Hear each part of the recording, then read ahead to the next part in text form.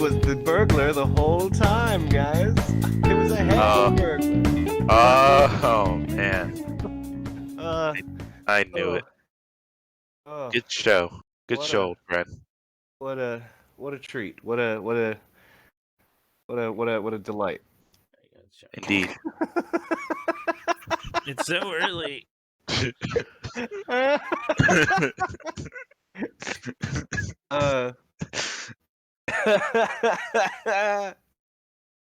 uh, top of the Ian, morning why to do you you make guys. us do this? ENY. It's because I secretly hate you all. I want to punish you as harshly as I can. Okay, we won't do Kingdom Hearts. I'm sorry.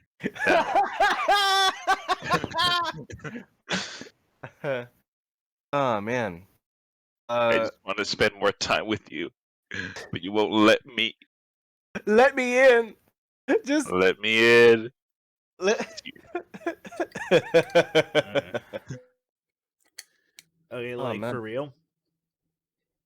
It's gonna be a very short podcast episode. Well, like an hour shorter, right? Yeah. Because Ian, you got a heart out at 11. Yeah, I do. Okay, Uh, so you all want to let's just get in. No let's rip preamble. it up. Yeah, let's get in there, man. No jokes. All serious. Let's do it. Jokes out of the room. God damn it, jokes! Get out of the room right now. We've got business to do. I don't wanna. The funny you're thinking, don't do it. All right, Ian, go Yes. for it. You take All the right. lead. So to start off, today is actually I've got one last episode of the Chucky series to catch up on. Oh, It's I very- totally forgot that's going on. It's actually like really good. I really heard- like it. I actually heard it's pretty good. Like the messed up part is like it doesn't stop surprising me every time. Like every time I watch it, I'm ready for the show to just become like Seed of Chucky and like Okay. ridiculous. And every episode I've watched, it's only 8 episodes for the season. Each episode I watch, it's just like, wow, this is better than it should be. Why is this so good? What? Yeah. Which is, I mean, maybe a bad compliment to pay a show. Like, yeah, every time I watch it, I expect it to be dog shit, and it's just good. Wow, you're better than I thought you were gonna be. You're better than you have any business being. Yes, my That is son. insulting. Why would you do that? But yeah, guys, the like I said before, the acting is excellent, but like it actually has like escalating plot and continuing narrative that kind of builds, which I guess was the thing that I was most concerned about. Yeah. Just kind of given like, I mean, he'd do a stab. That's the show, right? Like Yeah. the scary doll do a stab, and that's it. But no, they've got really cool kind of world building and character development, and like, yeah, it's really interesting to see the choices that they're making. I highly recommend the show. Really good.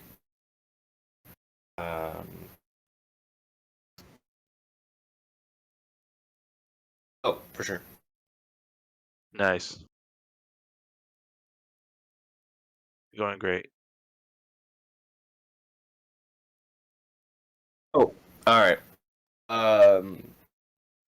So anyway, yeah, that has been one of the shows I've been watching. I sat down the other night and I started to watch the thing that Disney made for everyone's dads, which was the Get Back documentary of the Beatles. Yeah. Has anybody seen? No, I haven't seen it yet. I've Nope. heard some stuff, but I haven't seen it. I mean, I really enjoy it just from the standpoint of Mm-hmm. you're watching professional musicians who've known each other for 10 years just kind of bullshit Yeah. great some classic pieces of music, just like just watch these two guys sit down, and then they'll do a time lapse of Yeah. like an hour session, and it's like, yeah, okay, well we more or less figured out how to do the long and winding road. Now let's try Get Back again. I feel like it should be like this. And then just it's a lot of Paul McCartney making sounds with his mouth. It's very interesting. It's very interesting.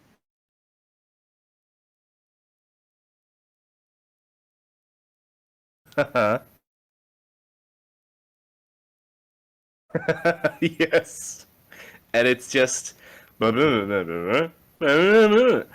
didn't realize I I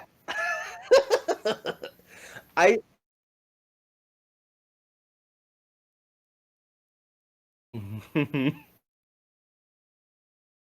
now I won't lie, like I had blinders on, clearly. I thought that all writing was done with a feather quill and a stack of paper Yeah. in a dark room where you hum to yourself silently. Uh but no, just kind of watching the creative process is really interesting. Um I would recommend it for as a great show for creatives.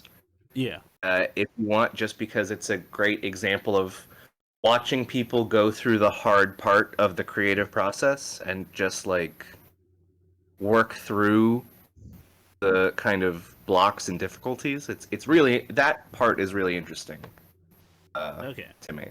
Yeah. No, I'll probably check it out at some point because it is stuff I haven't seen before from them, and like the Beatles is probably one of the most exhaustively like documented bands. I mean, for like good reason too, right? So like, Yeah. no, I'll check. Yeah, I'll probably get a check. Nick, can you do me a favor? I feel like I'm picking up something weird on my mic. Can you listen in on the stream and see if you hear anything? Oh, okay. Thanks. I I don't know don't. what it is. I've been trying to fix it, but I can't tell what it is anymore. What does it sound like? I don't know. It's just a sound that keeps appearing on the levels. Is it me or? No, it's me. I guess. It's me. Okay. Yeah, just see if you hear anything. Let me know. Oh, what's up next? Thanks, Aquarian. Welcome to the early morning. Hey guys. Hey guys. Nice. It's really early. Okay. So Ian, It's too early, Ian. you watched the early. You watched the early. You watched. You watched the Get early? Back. Holy shit! Sorry. Sorry, I was up really late last night too, like working on stuff. So. No worries, man. Sorry. And so thanks I watched. to everyone who caught the stream last night. So. Nope, your finds sound like a crackle. Interesting. Oh, like a crackling sound? Oh. Well, Nick will let me know. He's got better ears than I do. Watch early. Respect that. All right, Ian. What Yes. else? We're on because we are on a short timer. Yes, I'll get down and dirty. So I watched Hawkeye. Oh And- God, I haven't even bothered yet. How is it? Thanos was right. Thanos was right. Oh, how was it? It was okay. It was pretty good. You know what? You know what? It was a weirdly Marvel re- thing. It was pretty good. You know, was pretty inoffensive. I guess whatever. Moving on. I think here's what I can say about Hawkeye, and this is going to be the weirdest comparison ever. Okay. Okay. I'm ready. So you know how Marvel is essentially now saying, okay, we crushed it. Let's try a bunch of other kinds of movies that we can make. Okay. Let's do a wushu fucking wire fighting martial arts Shang-Chi. movie. Let's do Which I really dug, by the way. I just say that. yeah, which was really fun. Let's do a Afrofuturism film. Let's do a globe-trotting drama about faith and death and life. Okay. They're really trying out. With Hawkeye, it feels like they were like, hey, you remember those movies that Tim Allen made in the 90s where it was Shut up. like a shitty dad Shut up. trying to bond with his kid at Christmas. Oh, is that Or, who that like- is in the poster? Because I don't know who. No, it's All right, it's keep not. going. Keep going. I'm following. I'm It's with not.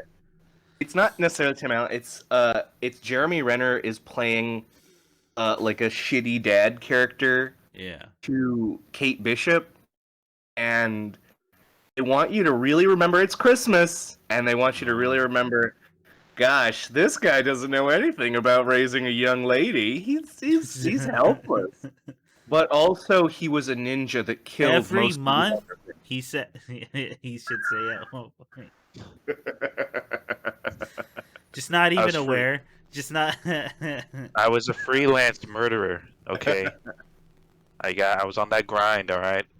Someone got to get stabbed in San Francisco. I couldn't just let him It's walk. Like so socially inept, he has no idea. Like What? That he kills people and he can't just walk away and be like, all right, that's the end of my. Mhm.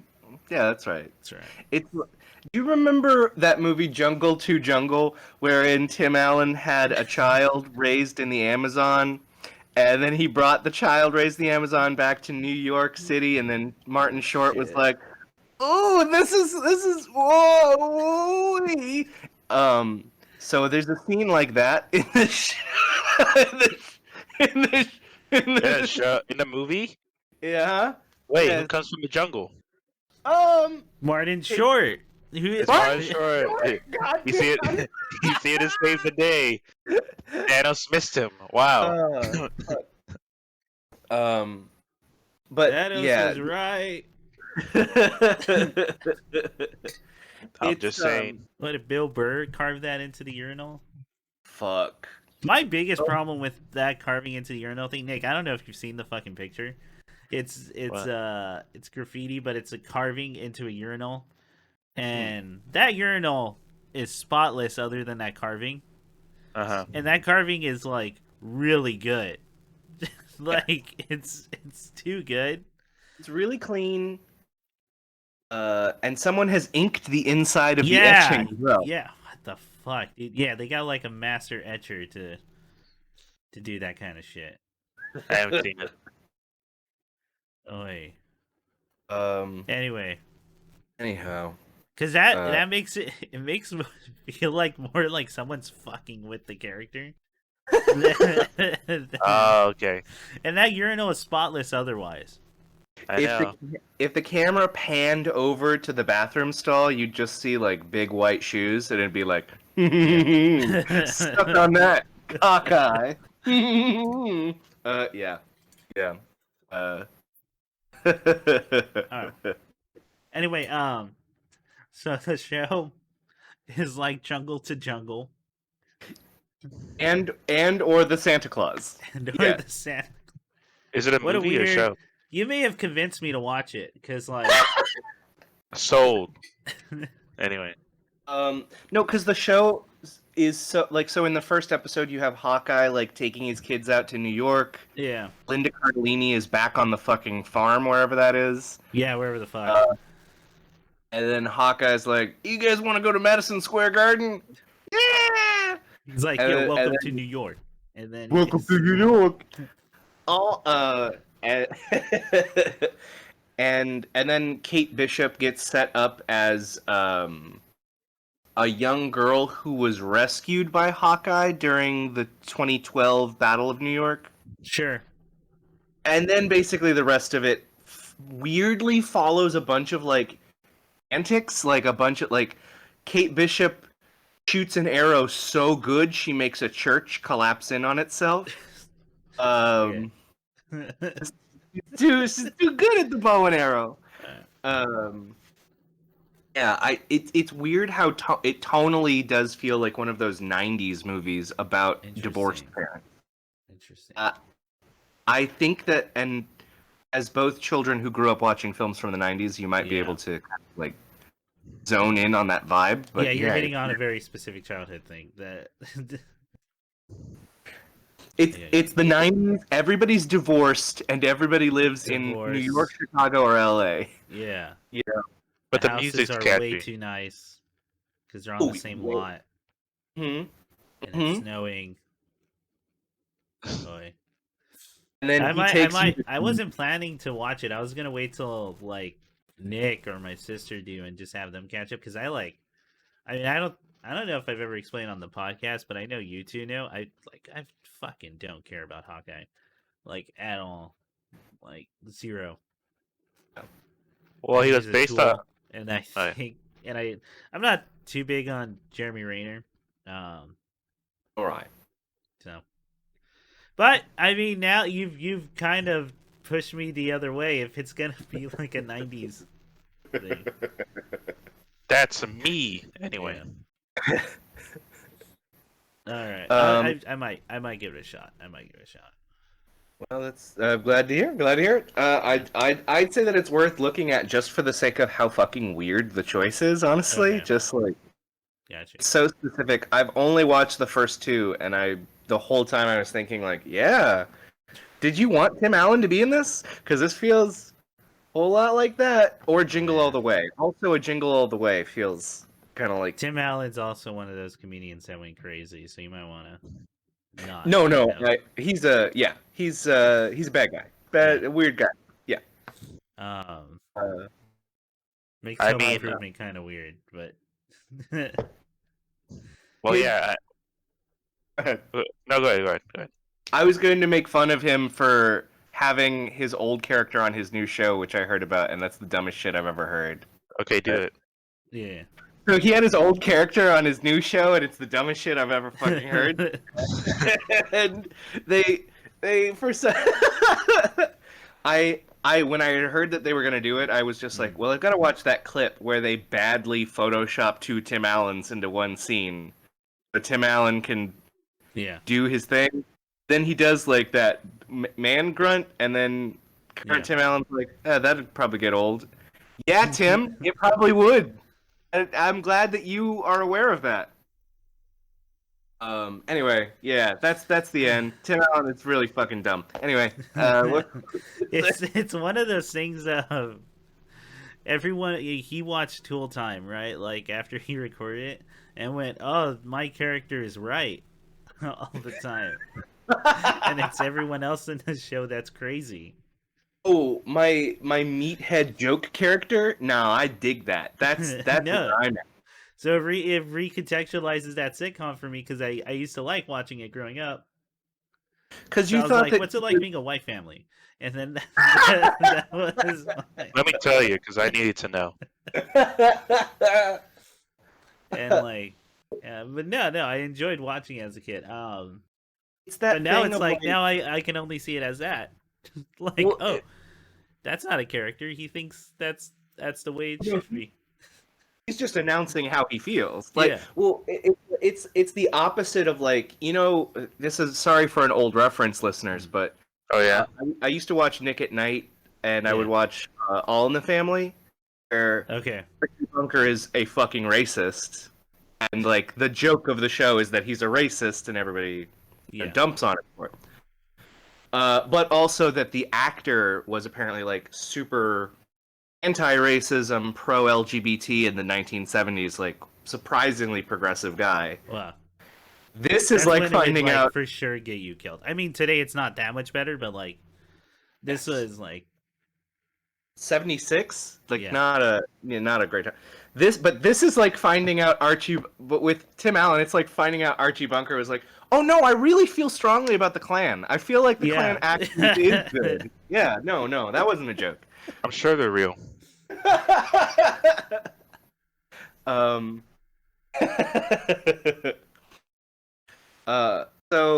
Yeah, Hawkeye, it's a thing I'd been watching, and what else? What else you got? well, I could jump into some of the reading I've been doing. Go for it. I just recently finished another novel by Judith Ortiz Cofer. Okay. It was a book called The Meaning of Consuelo, and it's a really chill book. It's a pretty cool book about the Caribbean in the 1940s, 1950s. it's got some really I don't know, just kind of interesting slice of life feeling. It's a very Yeah. like chill novel to read. Very chill. It's very like easy to pick up, and uh I kind of wanted something that was like lower energy right now. Okay. So it is a very like chill, relaxing book about like About the I mean human condition.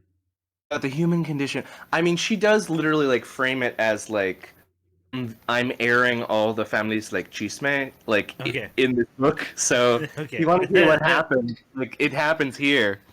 Like you know, affairs, mystery, mysterious illness, a Ferris wheel that gets out of hand. Oh shit. But yeah, fucking, you know, guys, those Ferris wheels get out of hand way more than they don't. Anyway, uh, It's more than 0. it's more than 0, and that's too much. Do something, Mr. President. Why won't you do some? Just dance a little.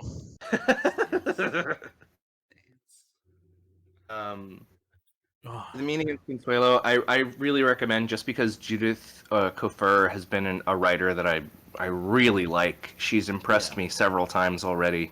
yeah, you've brought her up before. Really, really a big recommendation for her work. Check out her stuff.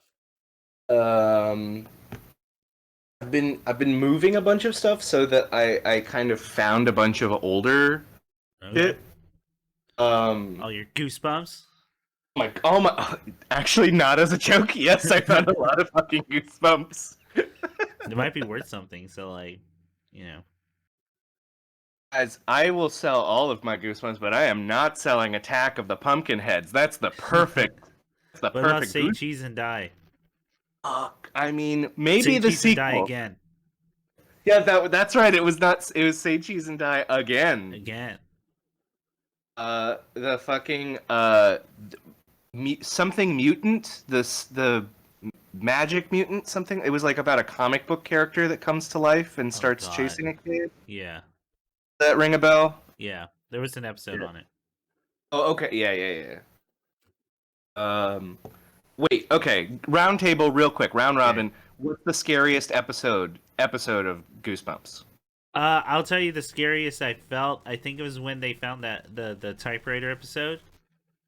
Okay, because there's a character that appears on screen and she's dressed up like a voodoo priestess. For and doesn't say anything for 5 seconds, and then I'm like, oh no, not now, Goosebumps.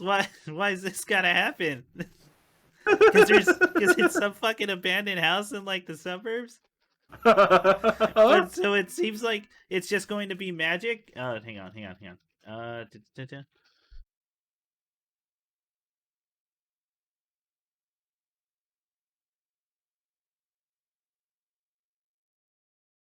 Um, yeah, and you're like, oh no, and then she doesn't do like an accent or anything, and it's fine. Oh, thank It's God. okay, but boy, that was the scariest I felt. That was the most scary. Oh, shit. That was like I'm fairly so recently too. That was a couple years ago. I have never so strongly related to the part of a thought. Yeah, but she didn't do an accent, so I guess everything was okay.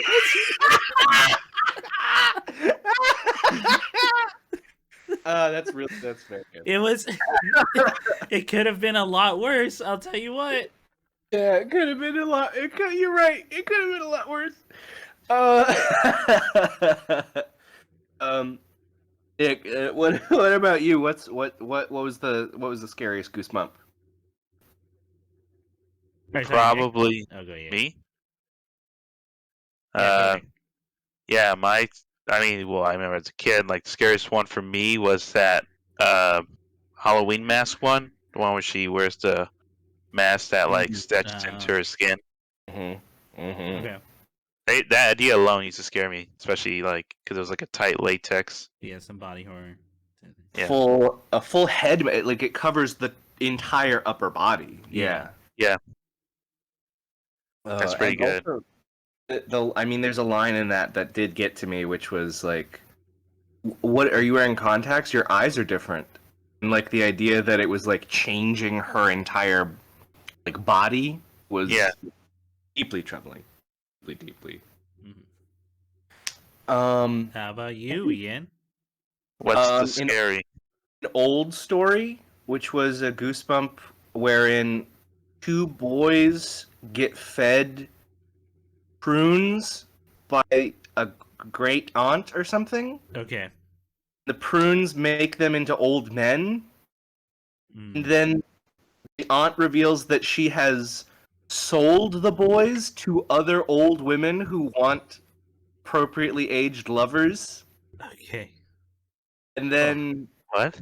Okay. the boys have to eat magic cookies to make them the right age again, but also they throw Oh my the god, it's the prune. joke of you are what you eat.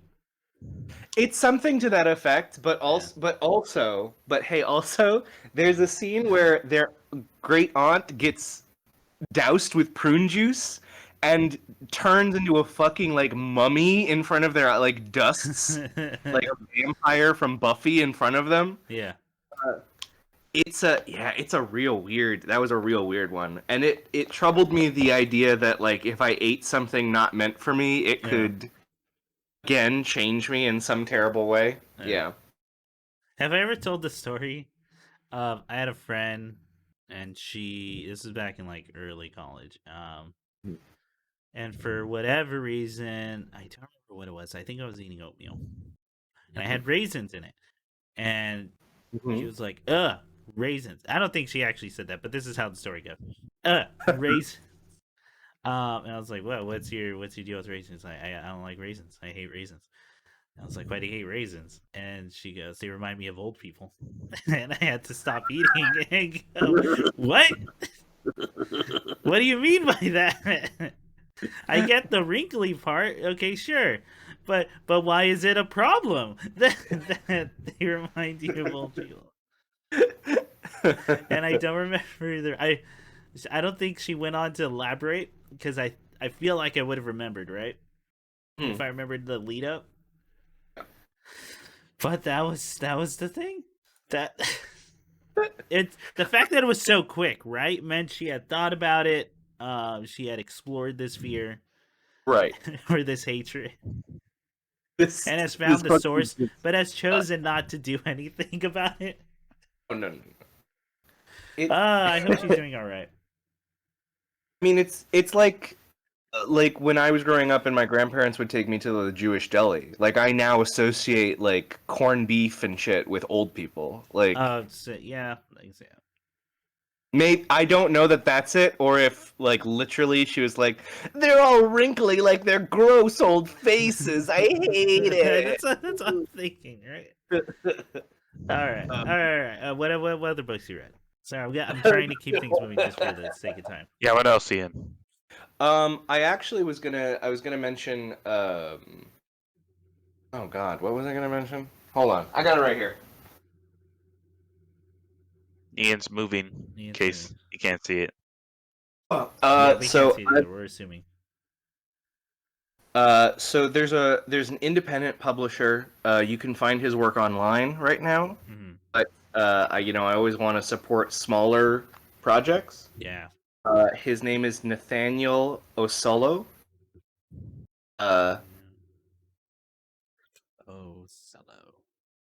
He's published by Cowhouse Press, and he's done some really cool like little comics he calls existential comics. Okay. And one of my favorite ones that he did was called Point of View. Mm-hmm. And it's just a really cool kind of again, this kind of goes back to the idea of explored in the documentary Get Back, just like Okay. a more removed look at the creative process and Yeah. your place in it. it's a really interesting book that kind of gets into what is the creative person's relationship to making things, Mm-hmm. and how do you kind of navigate that when you maybe feel less creatively, like maybe you're not feeling like you're in the zone as much right then, or you're having like writer's block or whatever it may be. How do you kind of tap into it again, or how do you feel, like, hey, I'm still creative even if at this moment I'm not at my most creative? Yeah. That kind of stuff. It's really cool stuff, and the illustrations are like really, really rudimentary, so it feels very easy to kind of project your specific kind of situational feelings onto Yeah. it. It's very much the if you I think our audience knows about that pyramid of complex drawings to less complex drawings. You know the one I'm talking about, Chris? Like No, where no. like there's like a graph that's meant to demonstrate the idea of specificity to generic ideas. Like Okay. the little man on the restroom is supposed to be vague enough for anybody to project their identity onto. Yeah. And then you get to something specific like Whistler's mother, and it's like, oh, that's a very specific person. That's not me. So all of these illustrations exist in the like little man on the restroom door. Like, Yeah. yeah, it's Okay. really cool. Yeah, man. Um, other than that, I mean, one last thing for me Okay. for this month. I'll Gotcha. say. I've just started to listen to a podcast called Small Town Dicks, Nice. which is hosted by Yardley Smith, the woman who voices Lisa Simpson. Wow. Okay. Um, I was about to say, yeah. and Okay. I didn't know she had a podcast. she has a podcast. It's on season 9 right now. Wow. Okay, so I'm late. And Yardley Smith apparently within the last 5 years married a private detective. Oh. Okay. And so her husband Mm. and his identical twin brother, who is also a detective, Oh God. started a podcast wherein they go to small towns through the United States. They just want a book written about them, huh? Like that's Oh my god, right? yeah. Like, And it. Oh, good. and yeah, they essentially interview small town detectives to talk about what was their kind of groundbreaking case, what was their Okay. story. And often it's Yeah. weirdly complex webs of social interaction that these small towns have. It's fascinating stuff. Really, Yeah. really, I highly recommend it. Mhm. And also, Lisa Simpson gets to swear, so that's fun. Yeah. If you're waiting for I that. do know that Yeardley Smith has like, she swears up and down. Yeah, yeah. I do know that about her. But yeah, so that'll be my last recommendation for the month, guys. Small Town Dicks. It's wherever you get podcasts, and it's a darn good one. Yeah. What about you guys? Well, I what? just want to make a quick book recommendation because you just reminded me Yes. about it. I haven't read the book, but boy, is it a genius title, and I want to read this book, and I want to pick up this book, so if I see it, I'm going to get it. It's called Man, Fuck This House by Brian Asman. What a great title. Fantastic title. That sounds great. I heard his writing's great, too. He has another book called Nunchuck City that I've heard good things about. Haven't checked it out yet. I'm just basing the recommendation on that amazing title. Absolutely. Oh my god. Yeah. I can't wait. I gotta check this out. It looks good. It's like $10. Yeah, go for it. It's highly recommended. I've heard nothing but good things about these books. Okay. A bunch of horror authors like it too, so like I want to check it out. But Nick, you want to take it away? Because I know you watched you finished a bunch of shows that like kind of cross over with me. Oh yeah. I guess. Well, wait. What was one of the shows we watched? Owl House, you finished. Oh yes, we did. Or at Owl least House. caught up. Amphibia, Cop- you're caught up to the first 5 episodes of the 3rd season, which is exactly where I'm at. Yes. And I agree with everything you said before. Our house literally peaked. Literally. Like, literally at the peak of its story, it got canceled. That sucks. And then Amphibia is bullshit, like, dude. yeah. If they can pull it off, yeah. That it will be something special. I think there's really cool things they're doing with it. Mm. But I just want to give a quick shout to whoever the prop artist is for Amphibia. Always drawing Virtuon, fucking arcade machines, and then draws a Ghetto Robo version of vegetables that attacks them called Veggie Robo. Yeah, that's a pretty cool episode. They make a ghost/aliens joke, and now he can die happy. So we have to make sure that's a ghost/aliens joke, because we have to check, right? Like, cause that's a really specific thing to. But the reference was so generic enough that it could be not ghost/aliens. Yeah. Fingers crossed, though. It's literally 2 characters go, oh, it could be ghosts and aliens at the same time. Right. Yeah. I just wish they would have been like, my Hot Pocket takes 15 minutes to make her in the microwave. No. Man, everyone should go read Ghost/Aliens. Go fucking. It's really funny. It's a really funny book. Where can they find Ghost/Aliens, guys? It's fucking. I think online at your bookstore. I don't know if you know what. Maybe not at your bookstore. Maybe you got to look for it online. Yeah, that's tough. Yeah. I can't imagine it being on a bookshelf physically at a library, but I mean, if you can find it, you can find it, right? Nick, I believe Nick has a copy. I do. I have a physical. Yeah, it glows in the dark. Nick bought that. This is when like comic books were starting to become like more and more of a thing back in the day. Mhm. Yeah. Nick bought that one, and I bought the Ask a Ninja handbook because of course I did. That's on brand. That's pretty on brand for old Chris. Damn, staying character. It's $8 on Kindle. It looks like. It's through Penguin. Oh wow. Oh wait, no. Penguin Random House. Okay. But yeah, I love that book so much. It's great. Everyone can read it. But yeah, we gotta see if that's an actual reference. Okay. We gotta go talk to them. If he's like, yo, man, what up? Excuse me, sir. We have some. Sir, can you answer some questions for us? Yeah. Just a moment. Yeah. Oh, but I will ask, since we're on this topic real quick, Ian, have you watched more of either? No, I have not. I really have to. I know. I listen. I am super into it now, and I know that both are going to be a good time. I'm very excited. I think I'm mostly excited for Owl House, but both kind of got me. I'm gonna watch both of them. Yeah, you just know to set up your expectations, right? Like for Owl House. Yeah.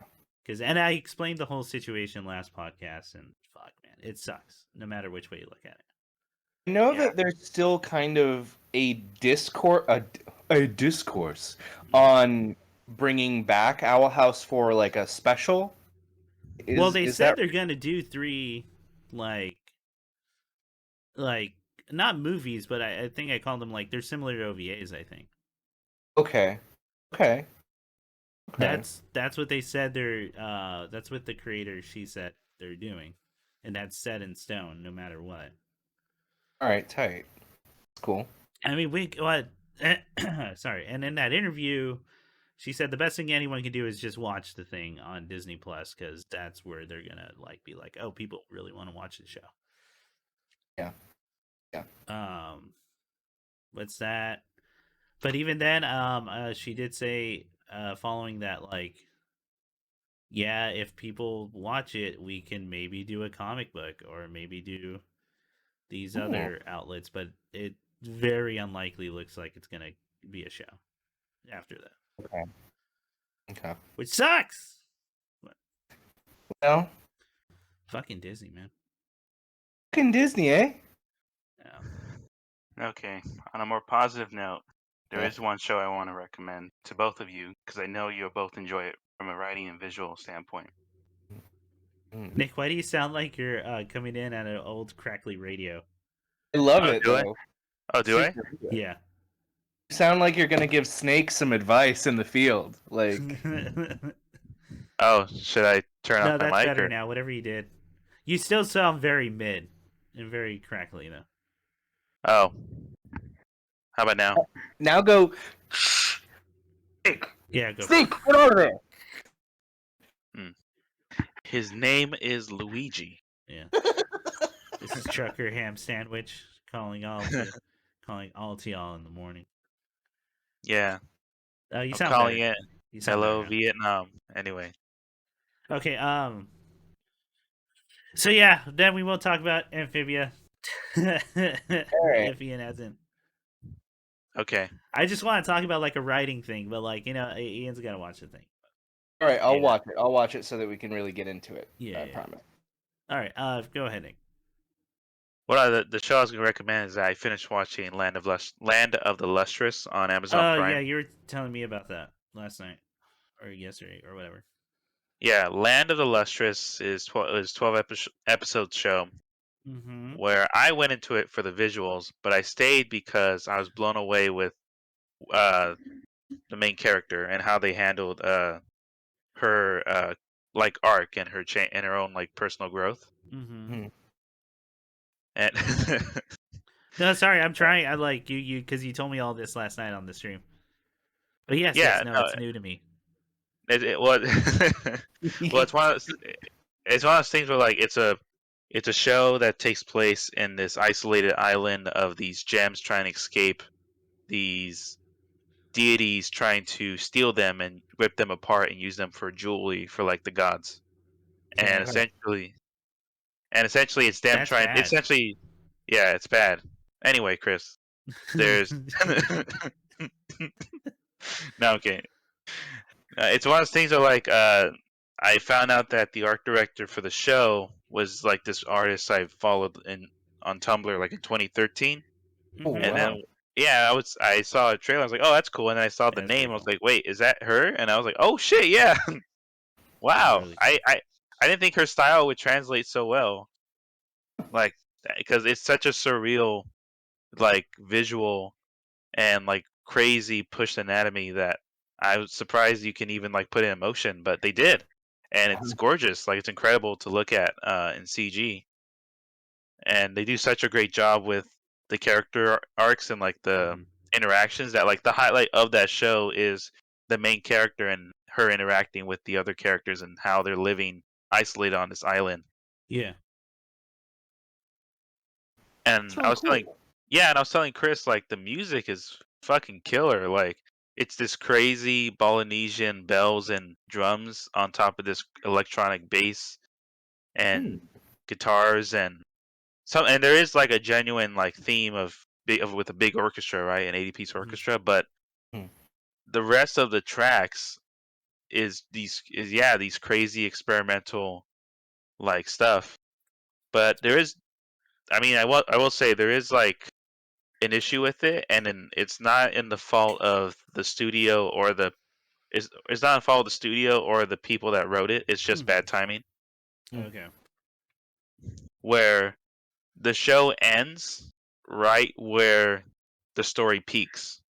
And right where the story peaks Mhm. is when the original source, the manga, went on a 4 to 5 year hiatus.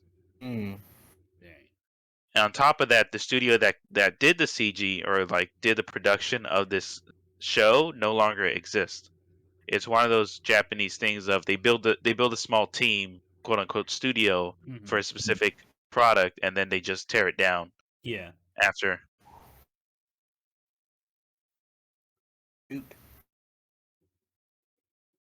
So yeah, Okay. that definitely would at least like feel a bit anticlimactic Mhm. Okay. if you want to see more because there is generally more and at least manga wise like it's up to 158 at this point and Yeah. the show only covers 35 so of chapters so Do you feel like this is a good in for people who want to maybe explore the manga more? Like, oh, this is a really cool show, your appetite kind of whet, and then maybe finish up by actually just reading the manga. Yeah, I think that. I also think that a lot of people at the time compared it to. I get it. They compared it to Steven Universe because it's all female cast that are based on gems or Oh, types of okay. rock. But Okay. the Types thing of is rock. that exactly. But it's crazy because I at least Sedimentary. yes, there is Sand there rock. Sandstone. and rock. I think they're all based off Granite. like granite. There's diamonds. There's ruby quartz. There's rain. There's all the quartz and opals and like that. And they grade them like based on like how hard they are. So the main character Yeah. is officially the Did it. softest. Nailed it. I'm The sorry. funny and Remember, low hanging fruit. That's the motto of this This show, podcast. That's the funny.mp4. So we should be good. the promise we give you. but yeah, Sorry, go ahead. no, the funny. No, that's funny. But like, essentially, Go ahead. no, essentially, like the highlight of that show is the main character, even though like it's all in 3D and there are 2-dimensional shots, but the highlight is seeing it in motion in 3D Mm-hmm. because of just how crazy, surreal, and how abstract like they visualize the movements of these rocks, of essentially of these jewels. Yeah. Okay. Okay, that does Interesting. sound really interesting. But yeah, it's really no, I absolutely recommend it to you guys. It's really good. Like the highlight of the show is that and the main character. Okay. Yeah, Alright. Land of Lustrous is a really great show. Okay. Cool. Right on. Right All on. right, and then I'm so glad that Chris and I got to rewatch it before watching part 6, but we did rewatch part 3, Stardust Crusaders, Oh, with yeah, JoJo's that did Bizarre happen. Adventure. Oh wow. Because Chris, I'm gonna tell you right Comes now, out tomorrow. that's right, baby. Watching part 3 again is always a good time. Mm-hmm. Oh yeah, I know. Ian started his JoJo journey, like a while back. How far are you? I did. I mean, I think I'm now. I got through 1 and 2. Okay. Got through 1 and 2, which are. I will say, by the end of 2, I was like, okay, this is starting to pick up for me.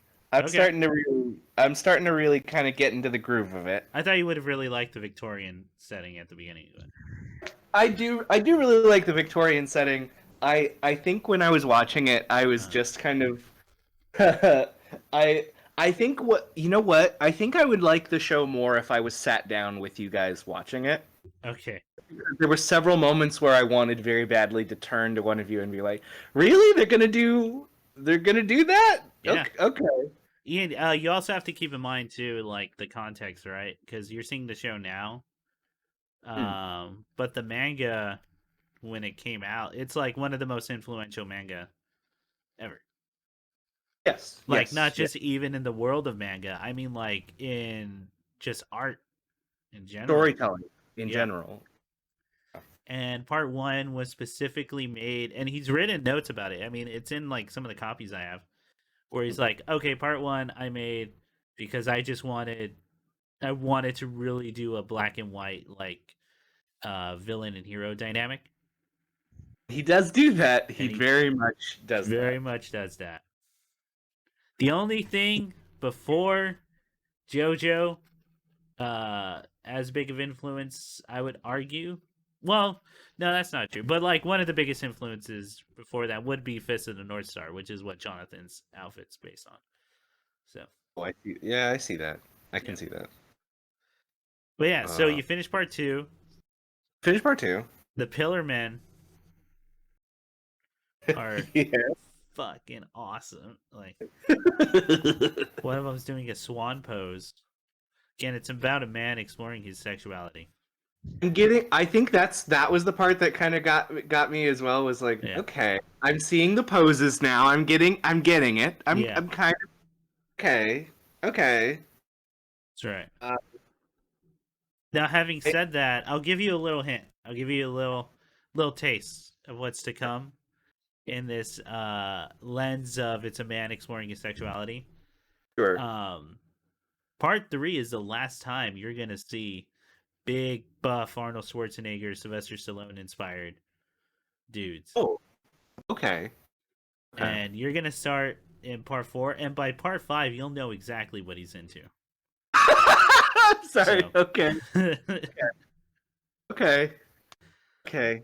This is gonna be like watching Tarantino really find himself. Really get into. All right. I'm excited. Yeah. I'm very excited. Part 3 is by far part 3 is the longest, by the way. How many episodes is part 3? 48. Oh wow. Okay. Yeah. the That's like a longest. double Yeah. season. Oh Yeah. yeah, like way more. It's longer than both season 1 and 2 combined, Yeah. or part 1 and part 2 combined. Yeah, part 3 is is the longest. Okay. I forgot I'm how long down. Part 4 is. Is part 4 the same? It's a little bit shorter, right? I would have to double check, but yeah. Anyway, part 6 comes out tomorrow, and that's all I'm gonna be doing. It's Concrete Ocean. Is that part 6? Stone Ocean. Stone Ocean. Yeah. Pavement Beach. Anyway, I understand you boys enjoy this band. It's called Moving Rocks. I see. Yeah, Grandma. Oh, how about that part? Are you like picking up on the musical references in 1 and 2? Oh, I love them, and Okay. I honestly may end up going back to some episodes because I feel like, oh wow, did I catch all of it? Because I feel like they kind Probably of not. come hot and heavy at one point. Like you Yeah. get a lot, But right? it's gonna come even more so in part 3. Although I will say by part 4 he gives there's no like happenstance about what the references are. They'll Right. get to a point where someone comes out and goes, and now my stand Red Hot Chili Peppers. Tight. And that'll be that. Now, everyone, I hope you're ready for my stand, Californication. well, I mean, telling by you. part 7, I literally made the joke a couple podcasts ago where it's like, oh, who's that guy coming in? Oh yeah, that's Oye Como Va. Oye Como Va has just come to town. Oye Como Va is leaving now. Goodbye, Oye Como Va. Oh, and as always, Ian, make sure you're watching the intro and ending at all times. Because they change, I thought, right? Yeah, they Never change them, skip. and they're good. But Yeah, they like, just keep watching. You'll be handsomely rewarded. I will say. Oh, okay. All right. Well, I look forward to potentially, getting to. Good Lord, Jesus wept. Oh my God. Okay. Okay, I get it, guy. This isn't for anyone not on the chat. I'm sorry. I just saw a leather nightmare out of or dream from JoJo. That's right. We're gonna go live La Vida Loca. Just watch us. Oh my God. Sorry. It's all good. What else has been going on with you, Nick? Man, let's... Part 6 comes out tomorrow. What else, Nick? I'm trying to think. Oh, If yeah. not, I can take over. But... Well, I'm trying to think of other things we watched together. We can just tie into your thing. Oh, okay. Well, I mean, anything you watch? Because besides Land Illustrious, or anything you did? Oh, okay. Before I move on. Yeah. I mean, I finished reading Private Eye, The Private Eye by Brian K. Vaughan, the comic. That's if you remember, that's the big wide one where it's like. No, I know which one because I've been meaning to read it.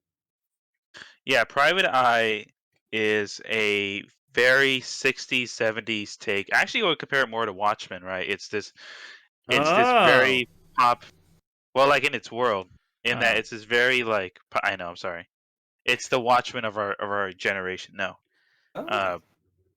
No, it's like Saying a lot of in shit, that Nick. aesthetic. Like just keep saying things, and we'll keep making guttural noises. Yeah, just keep digging. Just keep digging that hole. so the thing I like, it has things that happen that I like. That's cool. And then I flip the page, and then colors happen, and that's cool. And then a thing, and then a thing happens that I wasn't too keen on. But then another thing happened. I I really was like, like oh, that that's one. not good. I really like that one. And then Brian K. Vaughan then writes a child just to have him die again, just like in Saga. Where man, don't let that guy write a long series. Yeah. His strongest, at least I like when he finishes things. So Yeah. Private Eye and Which is the not Bride of very Bengal Mission. often. Yes, but when he does, it's good. It's a great Yeah. time. Private Eye is really good mystery, Yeah. and it's a very cool take on the like new millennium detective stories. Oh, okay. Okay. And like I would compare the plot to like a Silver Age comic, in that it's a very modern take Cool. on a very traditional Bob Kane story, and that's honestly the highlight. Like it's this cool take on Los Angeles, and this weird, LA. yeah, and it's this weird thing where like they have futuristic guns, but they have payphones. It's one of Yeah. those. So, Oh, okay. but yeah, like visually, it's incredible. You know, I love Marcus Martin, and then Munsta Yeah. Vicente are both really awesome colorists and artists. Mhm. You probably both know him for like Doctor Strange and the Oath, and a lot of Okay. the yeah, it's a great time. Really, Righteous. it's the thing I like. The thing I like was good. That's what I'm saying. Can I ask a question about the setting? Is it one of those things where they do it's Los Angeles, but it's obvious that it's like the more artsy part of LA for the setting? Yes, Because LA's in that big and shitty, and I know it very well, but it's yes, I agree. I think it's just like with Great Pretenders. I think they were way too clean way too background. clean. Way too clean. Everyone's Like, doing the really nice. And then when they're like, "Oh, LA is kind of hard to live in," it's like some artsy part of LA, or like Hollywood or North Hall, like San Aga. Like it's not. It's not LA. Not real LA guys. Yeah. But okay, no, I've been meaning to check out the book. yeah, it's great. It's a great time. And then, well, I have one more, but we can probably No, we got an hour. Go for it. okay. One last So one. one last one. I finished reading one of Tezuka, the creator of Astro Boy's first works. You know, he's one of these guys who made 100 books. So I read Yeah. one of his early ones, Ode to Kirito.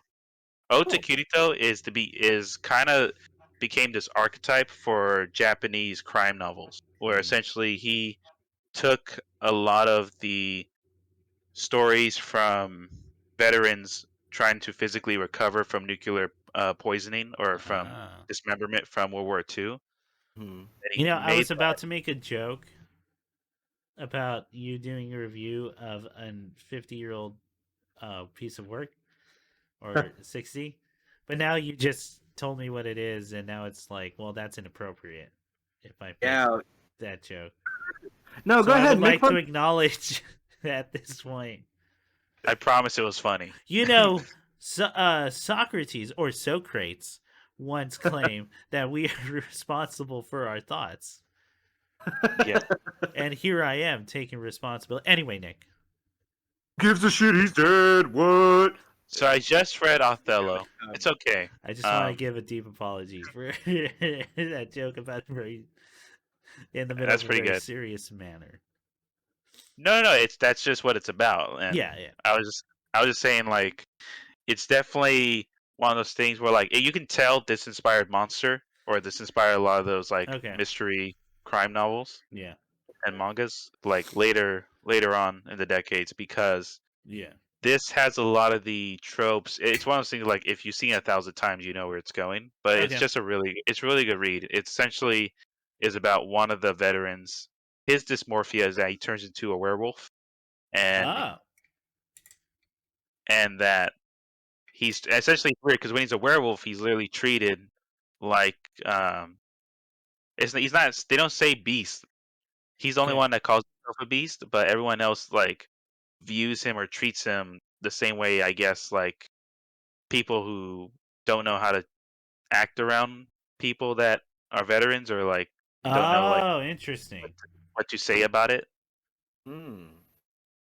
So yeah, I mean it Interesting. definitely shows like that's what Tezuka used like beast forms or like these kind of like romance what's the name of them where it's like the novels where it's the woman and then there's a really handsome guy who turns into a really handsome wolf that they want to bang.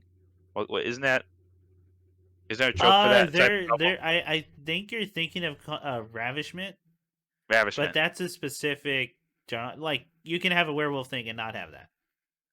Yeah. But like a lot of that, yeah, you're right. Plays off that fantasy. Mhm. Beastars plays off of that fucking fantasy for anyone who needs like a contemporary. Sure does. I Uh, watched this program. I mean, it's like Zootopia, but very steamy. It's like Zootopia with all the internet parts left in. It's um, but no, that's interesting, man. Like that is an interesting take to have a commentary on how people treat how like the public or other people treat veterans going through PTSD uh episodes Yeah. and how they like especially with something as big as the atomic bombings um just not knowing what the fuck to do.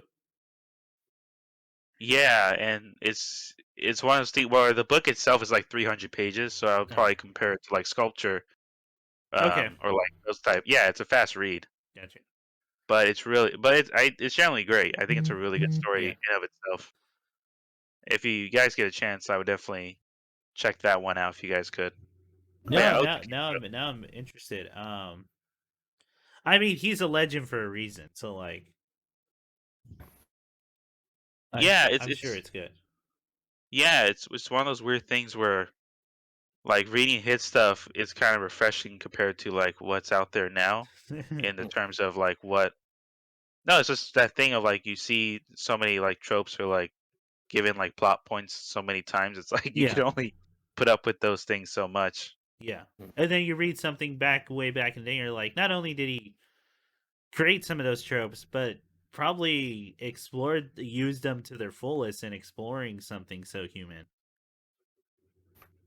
Yeah, Like, no, that happens. That happens. It's like when you go back to some Asimov stories, and you're like, well, that's still sci-fi done right. Like, or like actually exploring human ideas while still keeping the more theoretical or like thought like puzzles. well, yeah, and that's what keeps us grounded in the story Yeah. is connecting to humanity and the character. Yeah. Because otherwise, I mean, and some people do this. It's some people's tastes. Yeah. Some people have different tastes, but some writers are really just like, I want to explore how the engine works for 12 pages. Sure. Let's really go into this. Yeah. Or it's a short story. And you're like, well, you're just putting some thought you had of like, would this be cool? And it's not actually saying anything, you know? Yeah. No, they get you. That's cool. No, I might check that out, man. It's like when I checked out not Blackjack. It's the same guy who wrote Blackjack.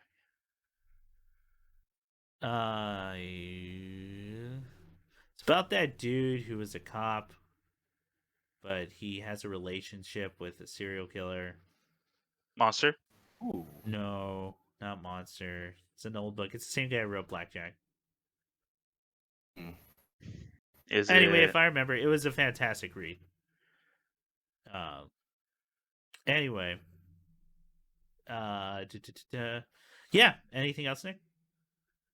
In terms of that, um, no, that's all I can think of at the moment. All right. Cool. All right. So let's see. What did I want? Well, I'm caught up with Curb Your Enthusiasm as of yesterday, and boy, man. There's moments where I'm like, what? Like, are you fucking kidding me, old man? Like, that's that's what you're thinking of, like just Larry David becoming more and more just like, what the fuck, man? What's wrong? Like, okay, well, I need to hear now, like, such as. Okay, so last episode, right? This is just the premise. I'm not gonna go into what happens, but the setup is that he returns from a trip, has a chauffeur take him, which already, the rich being rich, and has a chauffeur take him, and it's this petite lady, and he goes, "Oh, I don't want," and just saying that doesn't want her to take his bags, even though she's offering, and it's part of the service. But and then you realize it's not some like weird chivalry thing, or like, she's small, the bags are heavy and all that. It's like, oh, it's a bad look for me. I'm letting this small woman carry my heavy stuff. And that's the setup to the rest of the episode. Oh my god. Okay. And you can imagine where like some of that shit goes. Absolutely. Yeah, man. It's it was definitely one. We make the joke of, I don't get it, Larry David's always right. But like, to put that joke aside, the reason we make that joke, having just put it aside, is reason we make that joke is because that's like, if you agree with Larry David, you're fucking crazy, insane, crazy. and I can't be around you. Like,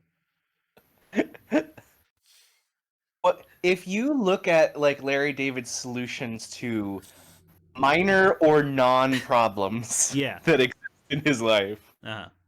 Like I think a perfect example is like, I totally get like how am I gonna get out of this awkward social situation? Uh-huh. I know. What if I wore a MAGA hat? Then people won't want to talk to me at all. People will just stop talking to me, which is true. Which Yeah, is I mean, true. it's true. And I remember talking to you about that and going, well, that is an ultimate like end path or end goal that would have happened to me, like if I had like become more and more of that person in like high school, right? Just trying to get people to leave me alone. Mm-hmm. That is ultimately where it ends up. Yes, it's you wearing a free wearing a presidential T-shirt, like, he didn't do nothing wrong. Yo. No, it's great. It's great show. What else? Yeah, caught up with those did the first 5 episodes Amphibia. It's going good. It's going good. I think they gotta land it. And again, I want to talk about that writing a bit, because there's a lot of stuff I think that's going on there. But I'll save that for when Ian catches up. Thank you. I checked out Southside on HBO Max. I ads for that. How did you like it? Yo, it's really funny. Okay. That's a funny ass show. That I just heard about it from I think Jonah J. Rodriguez, who is the current host of Mystery Science Theater, just tweeted out like, "Oh, this Southside's like one of the funniest shows on television right now." Okay. And I was like, I was looking for something to put on while eating, and like I always tend to do comedies while doing that, because I like dancing with the devil and seeing if I'll choke. Okay. No, Southside's really good, man. Southside is like actually up our alley for our type of humor. Okay. Where it's the conversations that kind of they do small sidetracks, you know? We're like, oh, we're talking about work, but now we're going into like, oh, dude, you better fucking floss, because like you'll die if you don't floss. Something like that. Right. Okay. It's really great. It's a great show. Okay. I'll check it out. And it's about a moving company, right?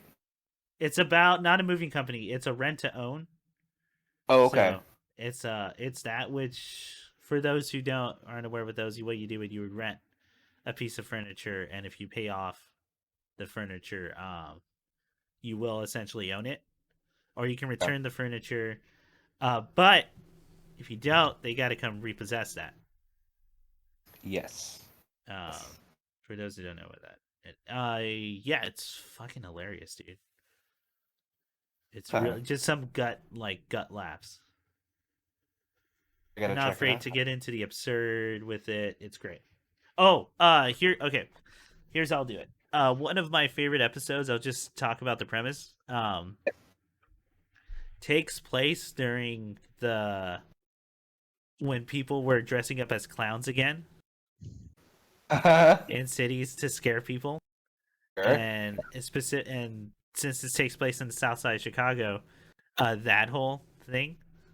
Mm-hmm. And it's one of my favorite it's by far my favorite episode just because it's a combination of their humor and slapstick. And just like, oh, we're watching clown shoes, literally. Like bullshit going on in these scenes. It's fantastic. It's fantastically written. It's very tightly written, you can tell. Very well acted. And you have to do, for a lot of those good slapstick bits, you have to do great choreography. Not intending to catch you out, but just curious, is it written and performed by the same people? I think one of the guys, for sure. Let me double check. One of the writers, I think, is the main character. It's cool. One of the main characters. Give me a second.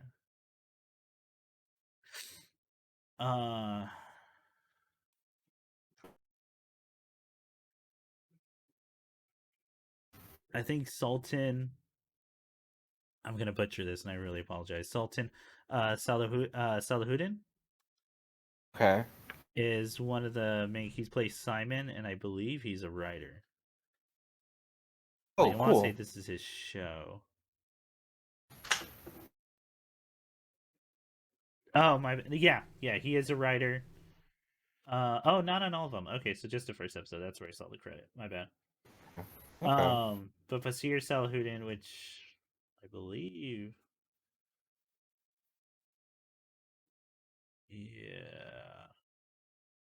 I know some of them write some of the episodes, but yeah, it doesn't seem like it's a regular thing.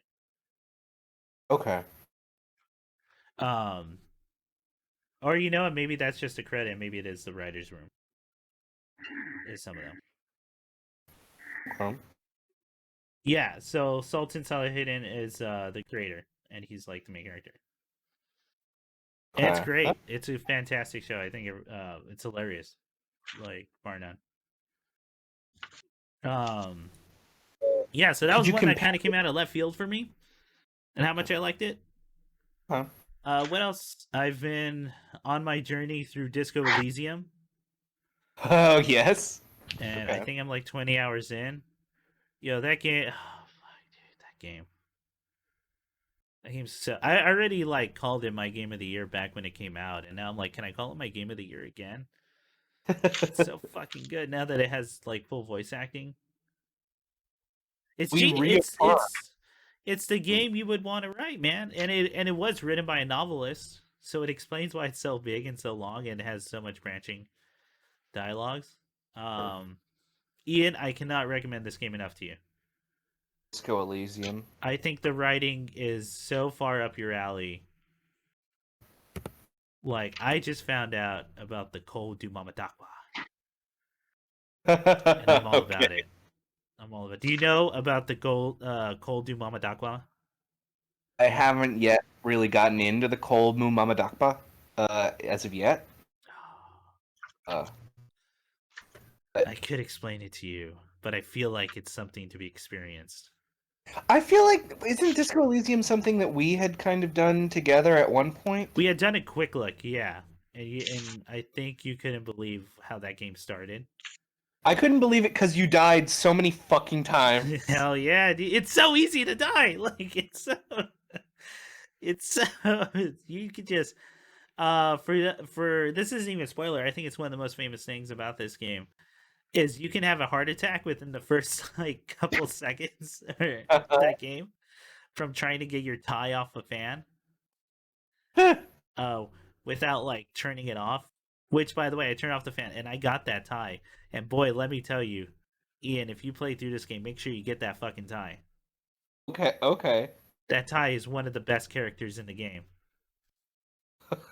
Okay. Bar Okay. none. And like how all your thoughts and conceptualizations are all these voices in your head that actually that are fully voice acted and talk, and they argue with each other. They argue with you. Okay. Like you have a stat. You have half light, which is more of like an ego type thing. That's more of your just big gorilla man. Or you have Inland Empire, which is something I'm putting a lot of stats in, which is your David Lynch stat. Fuck, that sounds cool. Which is like, something. There's something beyond the veil, beyond the pale, right here. Right. There's something supernatural going on. There's Shivers, which is where the hood at. You know what's going on in the city. You can just tell by the feel of the air. Okay. You know what's going on north. You know what's going on west. You know what's going on south. Oh man! And this game does not fuck around. You will be faced with hard questions about your stances on things. Oh, okay. Whether you are a fucking fascist or follow like communism or Marxism or a fucking tanky.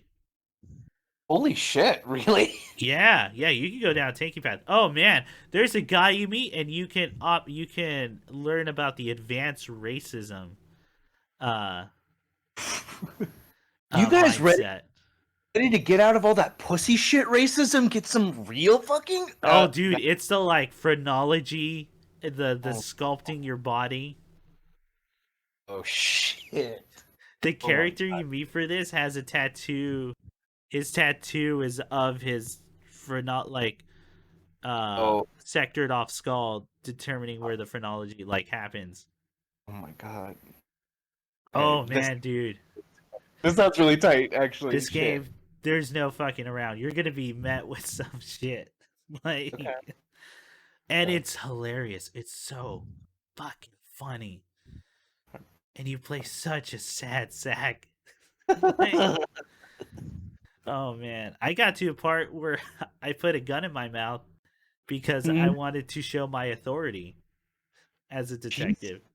Christ. And I won't go into more than that because that scene is fucking great. Okay. Disco Elysium.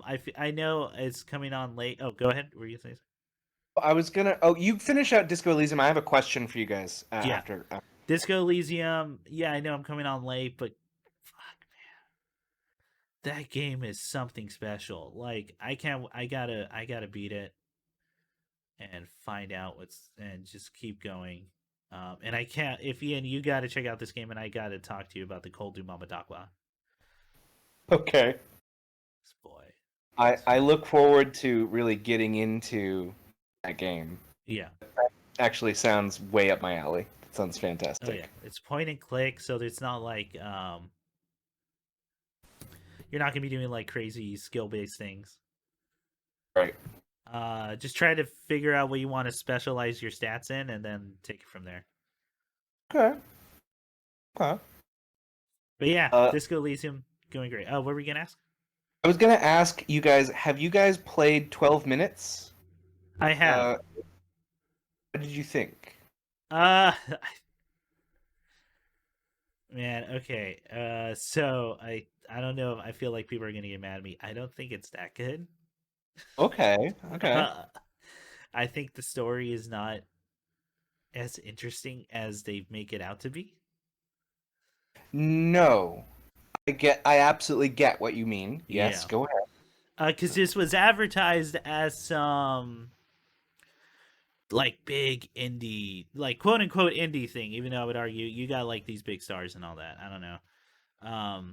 It's like Oh, James it's McAvoy and James McAvoy and William Dafoe. Willem Dafoe and Daisy Ridley. Daisy Yeah. Ridley. Yes. Which, by the way, here's like one of my critiques of that game. I don't think you needed them Right. for this because they're not doing like big acting. Hmm.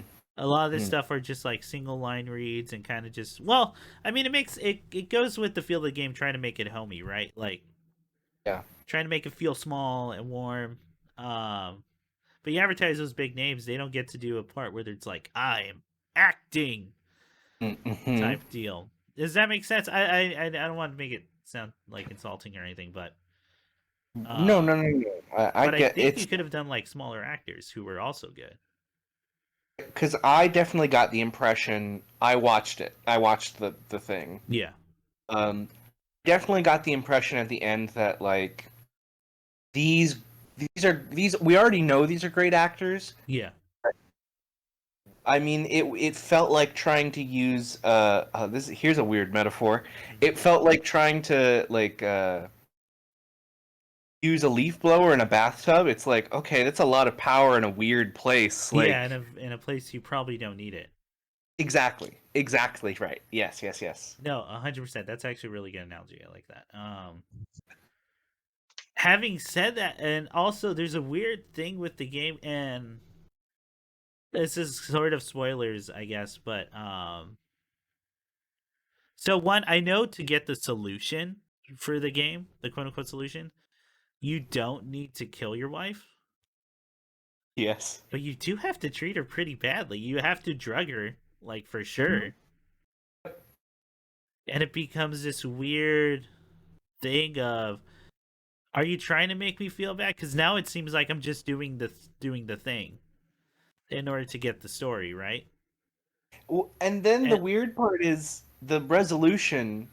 Again, spoilers, I guess. yeah, But like the resolution is, you are the worst thing that ever happened to your wife. yeah. You're so it's like, But it falls into that trap that a lot of video games that like, especially during like the PS3 and 360 era, where they would try to do morality systems, yeah.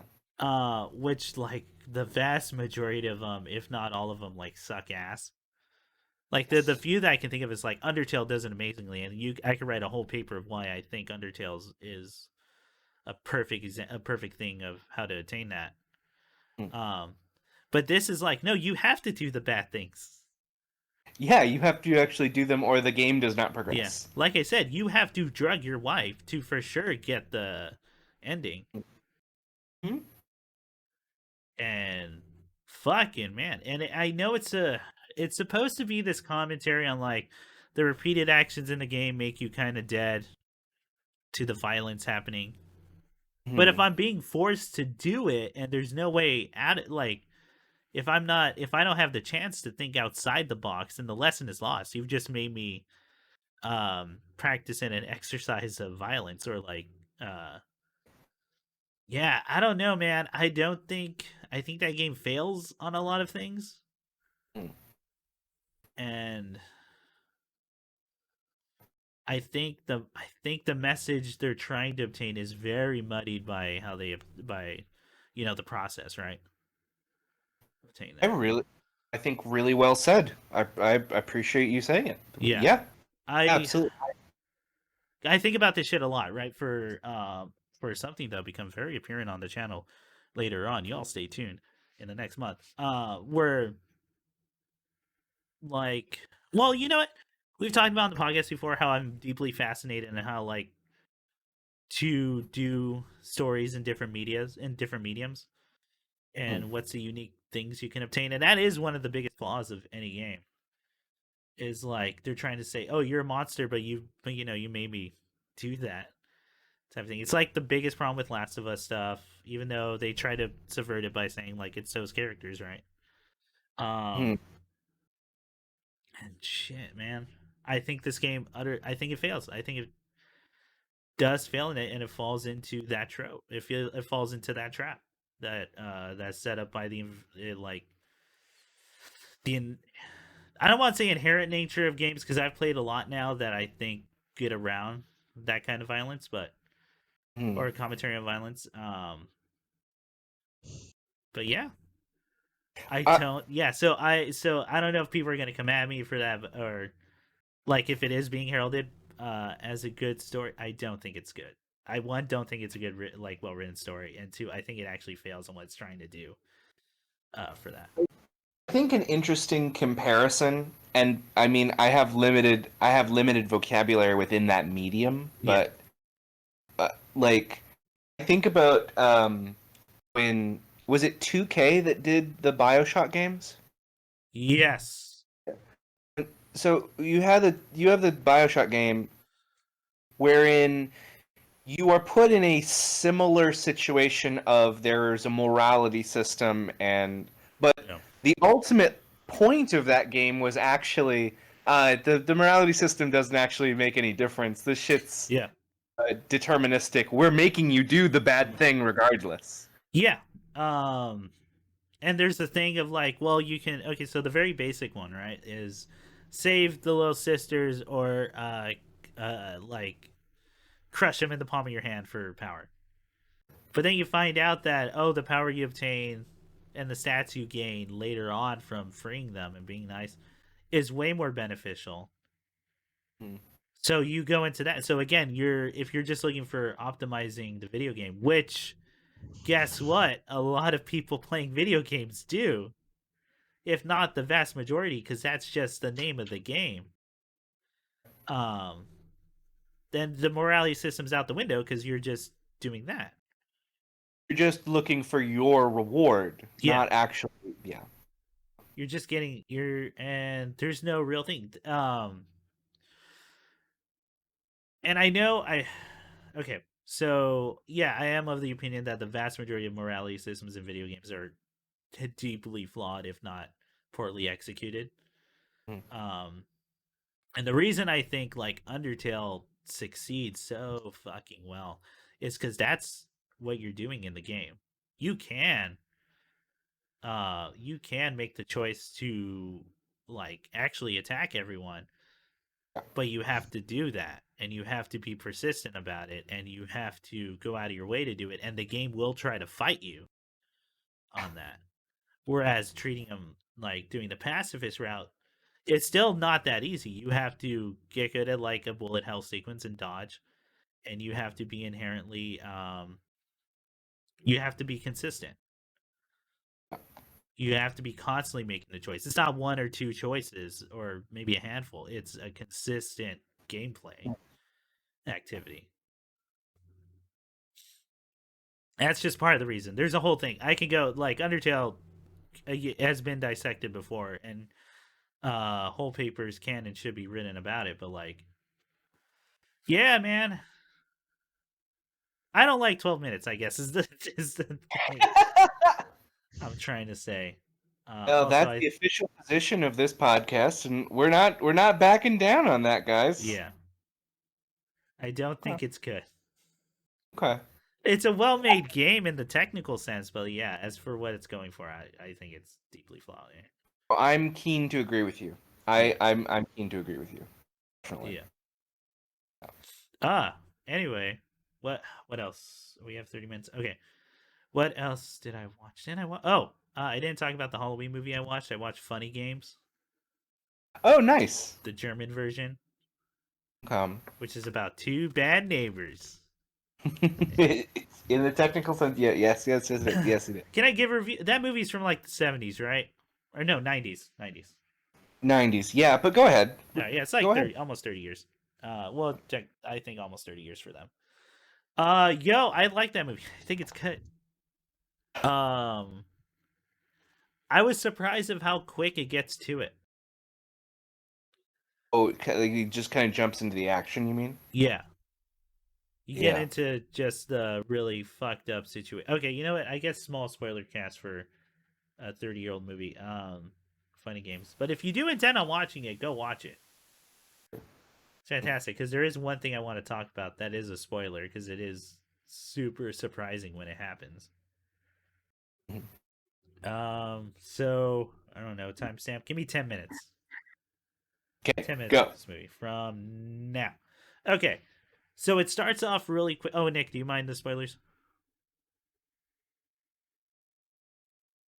I'm sure he doesn't mind wherever he may be. Here for you. He has been here for 25 years. Go ahead. Okay, Funny Games is great. I watched the German version. First of all the acting's fantastic. The two brothers, you just like, oh, what pieces of fucking shit you want, like. So when I finished the movie, I had a sneaking suspicion of what my theory literally was for the movie. I think this is a commentary on like movie violence and how we're kind of just keen to watch things happen. I mean, the characters literally turn to the camera during points to go, this is what, like, that. Then we wouldn't hit the runtime for the movie. We have to give more action, and that's what the audience wants, things to happen. Yes. In this movie, and specifically violence, right? Right. And it's horrific. Like, it's hard. It's really fucking hard to watch violence going on. And you get all this like really violent acts, and then the movie stops. And it's frozen on a frame for what's it, like 5 minutes? A really prolonged, hold. And why wouldn't it be once you get into the context of what happens? And it just stops and it lets you take in everything that's going. And one, that's fantastic. It's one of the best parts of that movie. Following that, also, hey, I will make commentary that the husband should have believed the wife, like, right from the get go.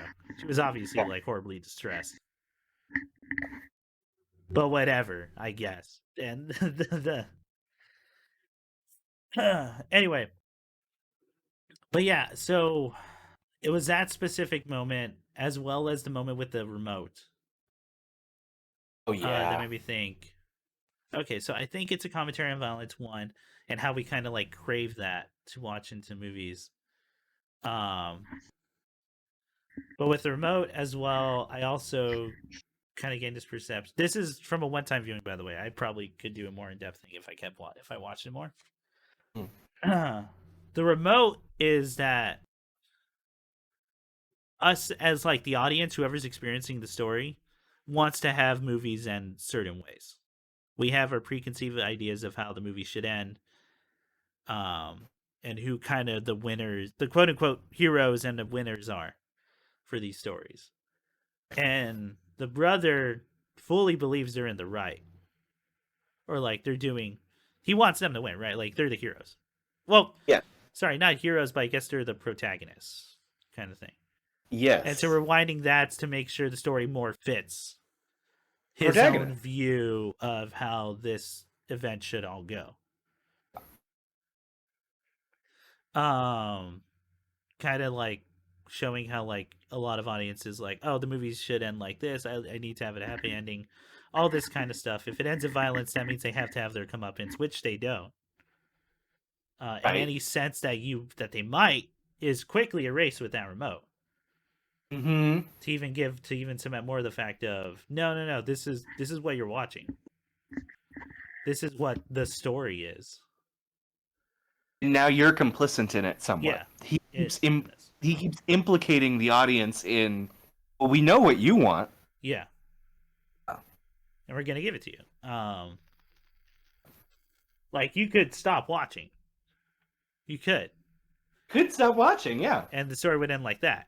And it won't and then nothing bad happened, or like it was all solved. But no, it's this violent, and especially with them going to neighbors, of just the violence continuing. Yeah, I could probably do a more concise thing if I watched it again, but that's kind of where I'm going at. And then I did read a thing where he talked about like that's more or less he was more or less commenting on the violence in movies. Okay. I could probably do a more, because I want to watch it again and do a more deep thing. It is a long movie. It's a 2-hour movie. And I would argue it is not an easy watch. So. It is one of the most harrowing, just like, it is a movie that makes you feel what is going, it's very tactile. Yeah, you And also feel like you're being held hostage by this film. to anybody who ever has felt is maybe unclear on what it is I mean, if you watch a James Bond film, James Bond wastes like 10 guys in one hallway. Yeah. Like ba ba ba ba ba. That's fucking Saturday morning cartoon violence. Yeah. It has Expected. no exactly. There's like none of those people bleed. When James Bond kills people, they don't have blood inside of them. Like when you watch Funny Games, this movie you can empathize so strongly that it almost kind of hurts to watch some of this Yeah. happen. Absolutely. No, you're empathizing with them. And two, like I said, you get that feeling you're being held hostage by the movie. Yeah, you do. I think it's great. I think it's a fantastic film. Very strong. I'm curious because I know the English version shot for shot. But I'm wondering if they keep it as long, like nothing happening, as they did in the German. I'm not sure. Because I feel like some American like movie exec would go like, "No, you can't do that." Oh, you gotta get into it. Just let's start going. Yeah. But yeah, I mean, good Halloween pick, man. Yeah, it was really good. Spooky ass Really movie. good. Very spooky. Oh my god. To watch that. What else? I know I've been watching a lot of stuff, so maybe that's just not.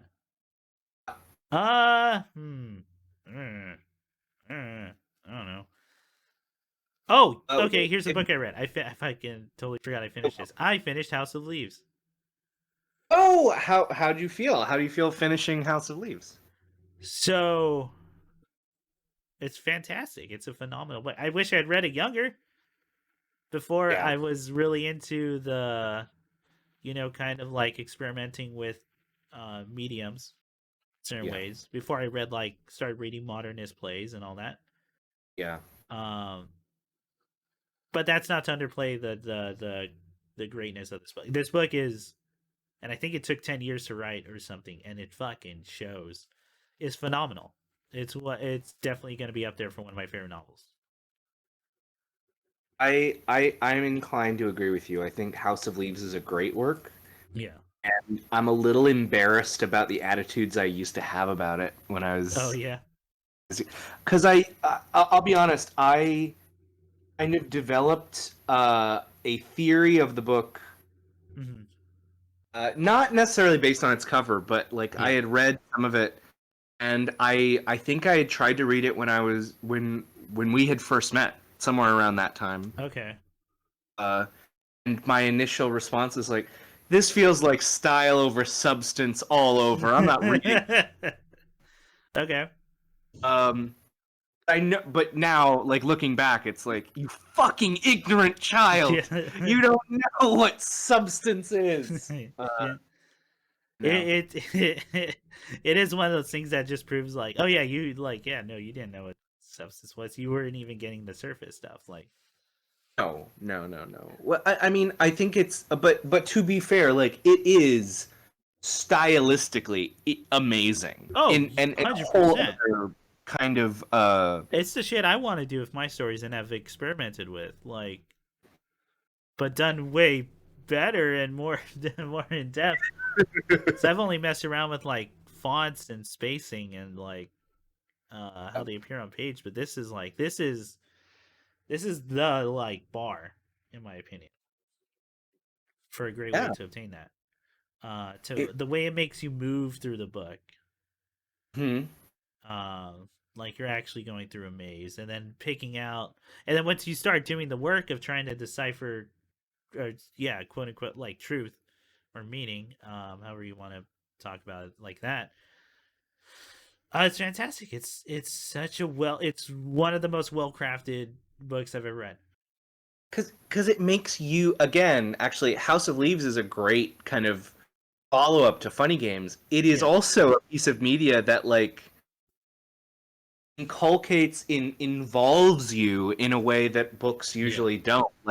you read it about you reading a story about people losing their grip on reality, Uh-huh. and you start to feel like you're losing your grip on reality, flipping this thing over and squinting and trying to read parentheticals that don't make sense, and Yeah. yeah. And to kind of go into the meaning, like quote unquote meaning, I definitely got like the surface level messages they were trying to go through, or the ultimate message Right. of the book. As for what's actually like happening, Mm. I had a very sneaking suspicion that was close to. I watched Nightmind's videos on these after, just because I wanted to hear his take. And he obviously, like, when it came out, put a lot of love into those videos, and I wanted to see what it was about, what it meant to him. Yeah. It was kind of close to the same conclusion of what's going on in the book that I had with him. But I will say, like, I'm not gonna go here and go, oh well, I understood the thing on first read. No, it's way too fucking dense for that. But like, and a lot of things clicked a lot more once I watched that video. Like, yeah, that kind of fits into an idea I had about the Right. book, which if I got into would probably spoil some stuff, so I'm not going to. Sure. Just read House of Leaves. It's so worth your time. It's a big boy too. It's a big boy. It's like Oh yeah. 500 fucking pages. It's a healthy baby boy. Yeah. He's It's a small child. Really, it's a toddler. this toddler, this spooky toddler Yeah. is yeah. It's a phenomenal novel. I wish I had read it very much early on. I wish I had heard about it more at a younger age. Because I think that would have really resonated with me a lot more. But I do empathize with a lot of things going on. And like I said, it's stuff I'm like fascinated with. It's a prime example of things things I'm fascinated with, which is how to use different mediums to tell stories Oh wow. effectively. Because you cannot do one-to-one translations. This would not work the same if it was a movie. And if it was Oh, 100%. This can't be anything but a book. No. No. Can't do. There's nothing. There's nothing you can't do. And just on a more influential level, like if if people are still on the fence about reading this book, if you're into like ARGs or internet like web series that were horror based, SCPs as well, and like creepypastas, you have to read this fucking book. This is where it all comes from. This is one of the most influential things like to those scenes. It's like I would argue it's an important piece of like not just book history or like postmodern or depending on who you ask, modern history. Even though I think it is a postmodern book, it is an incredibly important part of internet history. I would agree with you because that House of Leaves came out in what was it, the early 2000s? Yeah, something around there, and it came out online. Yes. Through forums. Yeah. And I don't think you can really separate House of Leaves from, like you said, the ARG from the kind of underground augmented reality gaming. Yeah. There is a game element to the book as well. Like, yeah. Not like a points and scores thing, but there's like a puzzle to solve within the way the book is laid out. Yeah.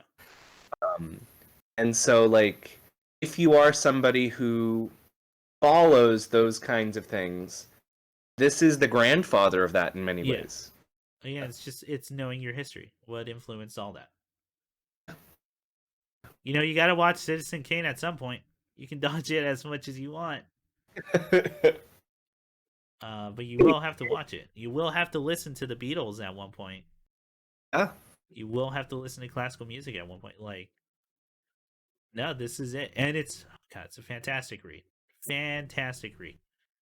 Like a triumph. This book is a triumph. And it's work. Like, But yeah, read that. I would like to recommend 2 YouTube videos, if that's okay with everyone, Sure. as the holidays come up. One is one that I think it's already at like 1 million views, so maybe I'm just like just screaming into the wind here. But I watched I do like watching Defunctland stuff, and I Mhm. watched the Fast Pass video. Yeah. Everyone should go watch it. That it is Really? what a phenomenally made. I would consider like an ex. I don't know if it's a documentary, but it's an exploration into fast passes Okay. and how that Okay. works. It is astoundingly fascinating. Okay. I cannot recommend it to anyone enough. I think it's well worth its praise. All right. All right. I'll be honest. I put it off because of the time on it, but Yeah, it's like almost I'll 2 hours. it's almost a 2 hour thing. But I'll check it out. I'll definitely check it out. Yes. 100% worth your time. Okay. 100. The second thing is I didn't recommend it last time, even though I wanted to talk about it. But I am a fan of Some More News on YouTube, Yes. and I want to make sure I get the. I think we've talked about it before. Well, I've been a big fan of Cody Johnson since like the Cracked, since his time on Cracked when I was back in like high school. And just all their stuff, as well as Katie Stoll, who's the other writer on there. Yes. Both immensely hilarious and good actors. They put out Incredibly. a video from Some More News on YouTube called "Why Is Conservative Comedy So Not Very Good?" Oh, it's an excellent video. Do you want to talk a little bit about the video? Because I also really like that. Yeah, we could talk. We got 10 minutes. We'll dedicate a small amount. Fantastic, dude. It is what must have been one of the most excruciating, painful, just awful things to research. Yeah. Just know the work that would have gone in cannot have had any amount of fun. It must have been misery. Well, because the other thing is like there's a great deal of discipline that I saw in him in that video. In Yeah. specifically, I'm not going to even engage with the shitty ideas being espoused. Yeah. I'm really going to engage with this on the merits of, is this a joke? How does this function as a joke? Yeah. Let me unpack how this works. I honestly applaud like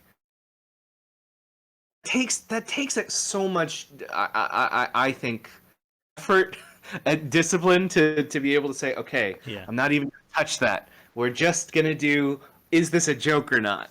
Yes. You know? Phenomenal work. It's, guess what? And I will also use the work again, a triumph, because like I said, the work must have been fucking misery. Like,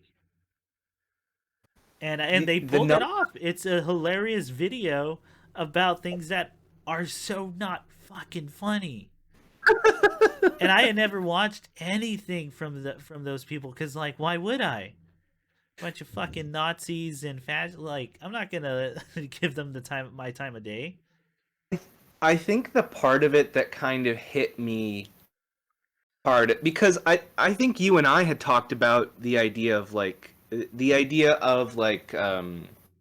lot of times conservative comedy coming from, well, you can't be in power and then make jokes. Yeah, A certain absolutely. degree to which that doesn't totally read. Yeah. Or it doesn't read to the audience, at least. Like, there's two things, right? You cannot, punching up in comedy will inherently fail. It is just, it'll just never. Sorry, punching up. Punching down. My bad. Punching up is the way to go. Punching down is just inherently not going to work in comedy. yeah. And it's so not funny, man. And Whenever it happens. in a very concise way, like they just pull that Carlin clip.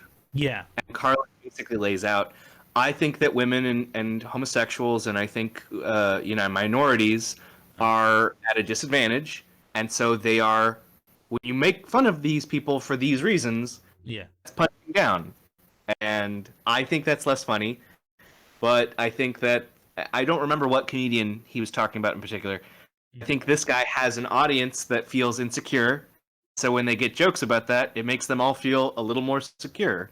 Yeah. So Instead, it's a fantastic, like, as well as, and I was saying this, another thing of like, anytime you tell a joke that tries to make you look cool, like you yourself, the joke teller, look cool and or the sane person, will also never work.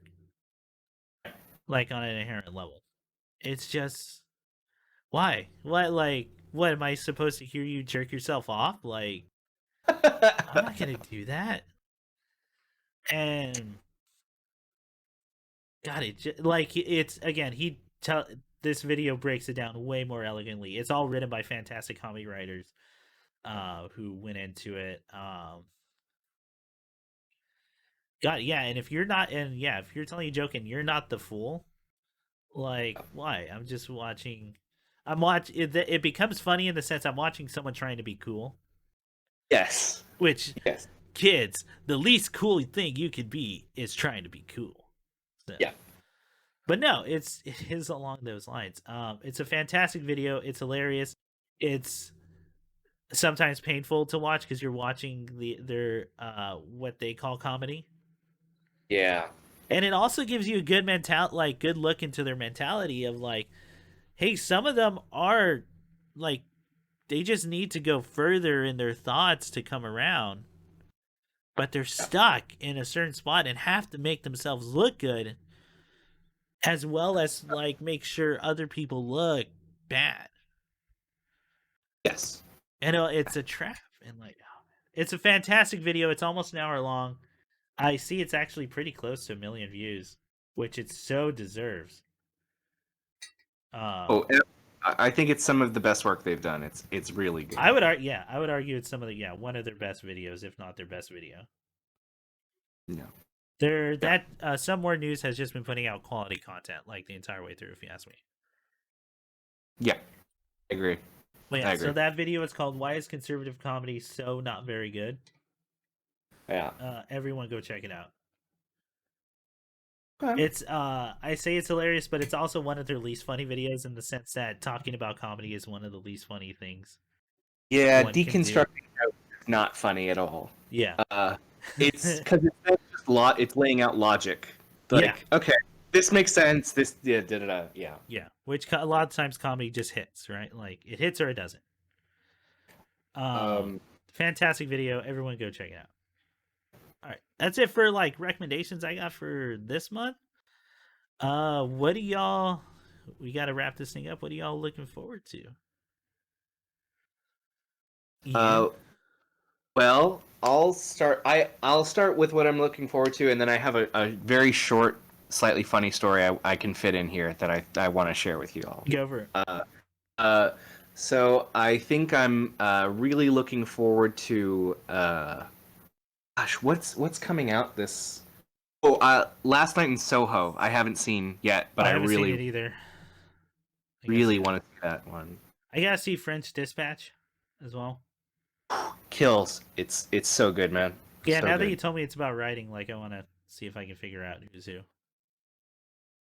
Yeah, it's really worth a look. It's I got such a like nostalgia kind of moment watching like a room full of writers talk about this doesn't work. What about this? It's great. All right. So looking forward to that. Gosh. Looking forward to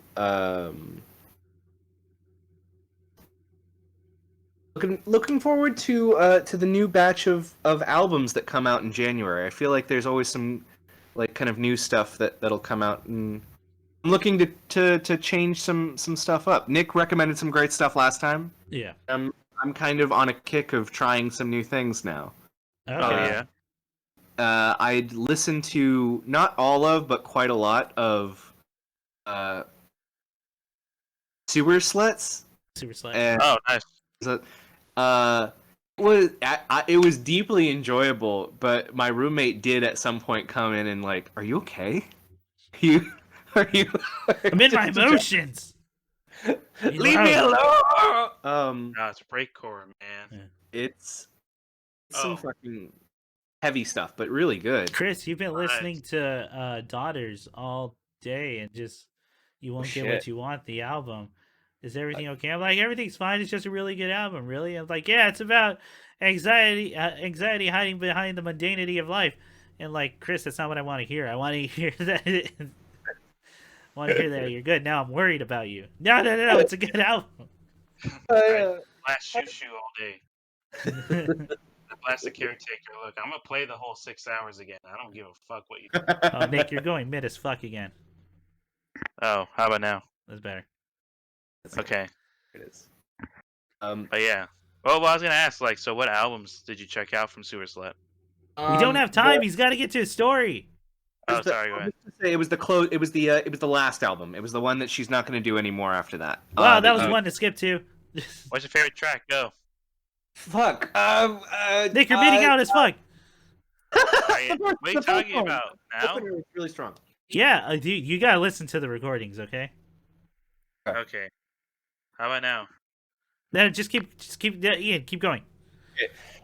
So briefly, this is gonna sound like a sad story. It ends happy and it ends in a joke. But Oh wait, so you gotta I name your watched favorite the track in 20 that for Super 20. Slut thing, real quick. oh yeah. Wait, what about Super Slut? Oh, what was your favorite track of that? The last album. Opener. I think the opener was incredibly strong. Gotcha. Okay. Whatever. Ian, tell your story. So I watched this 20 for 20. Okay.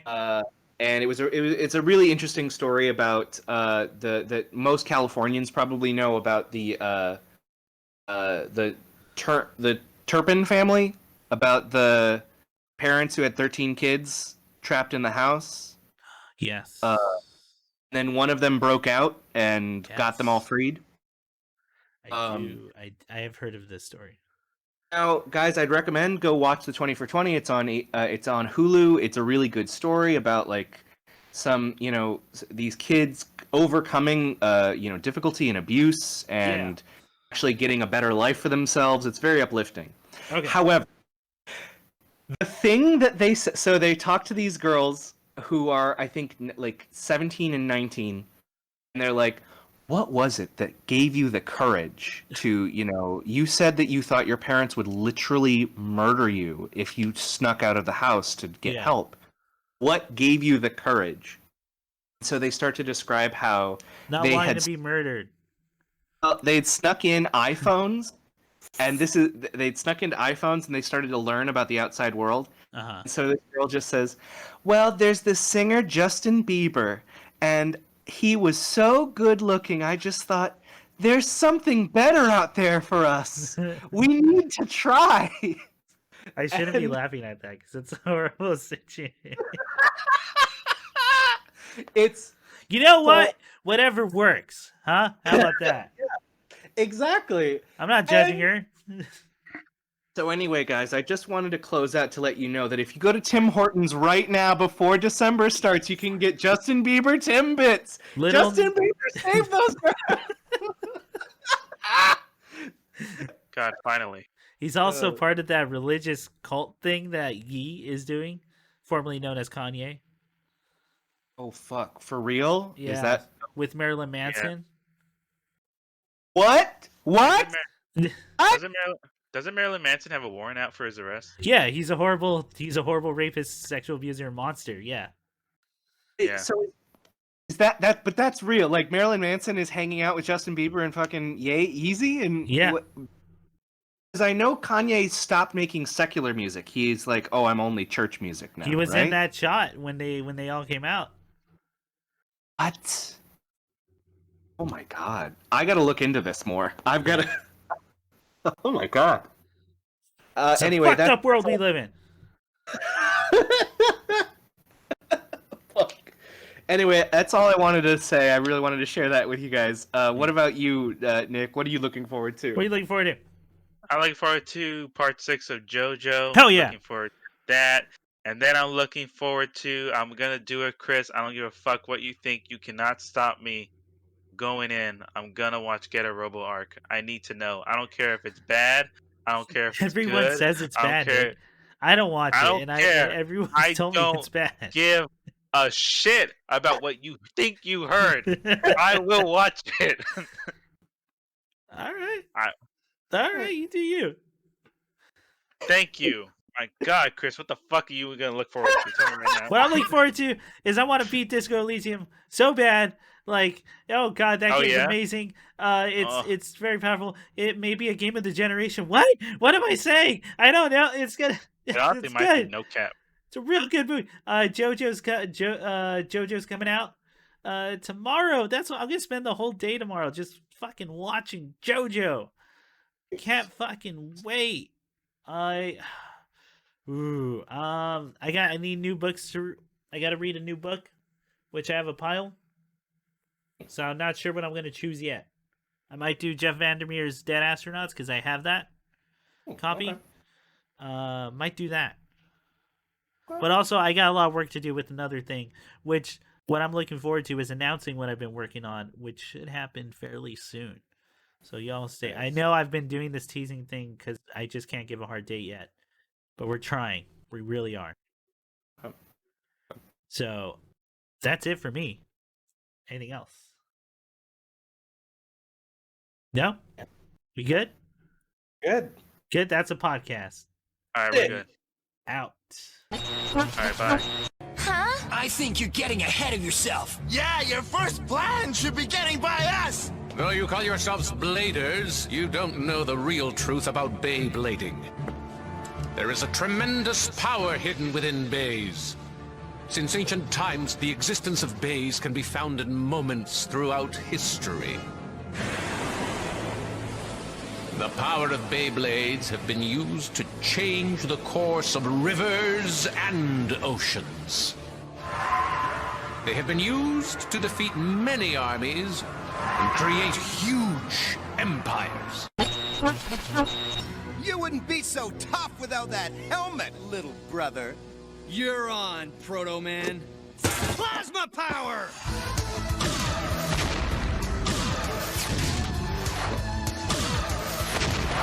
Missed me again, number one, son. But I won't miss this time. Oh no, he's gonna blast President Lincoln! Ha! I knew you'd risk yourself for Mr. Lincoln.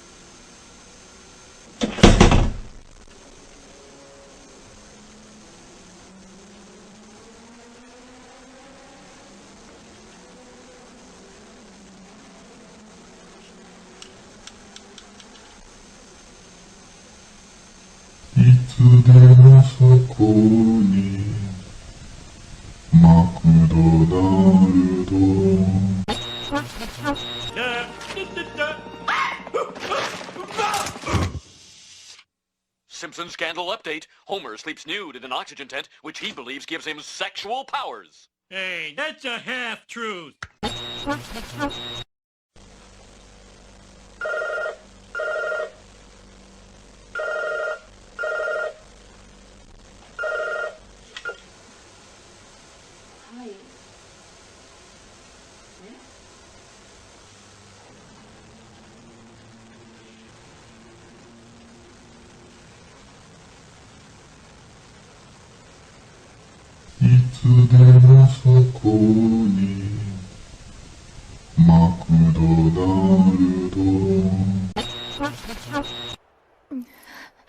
Shara, will you grant me one more wish? I wish for a mountain of handkerchiefs. Now, just let yourself cry. As much as you need to. You'll have plenty of handkerchiefs to help you through it.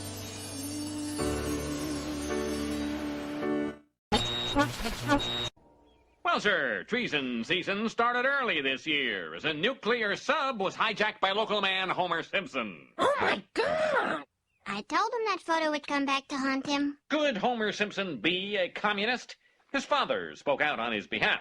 My Homer is not a communist. He may be a liar, a pig, an idiot, a communist, but he is not a porn star. Hero call! This trap card lets me pick a monster and put him on the top of my deck. And I choose this. Elemental Hero, Neos. Not so fast. Thanks to my state select spell, he won't be there for long. Because now I get to shuffle your deck. So how do you like this? Bada bing! I'll shuffle these boys real good.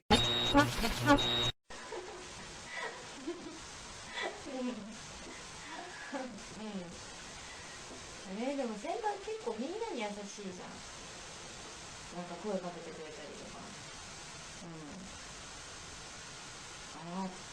でも香水もらったらなんかこんなんくれるって。嘘好きすぎ合うのすっごい恥ずかしい。うわ明日バイトなんだけど。いつでもそこに。マジで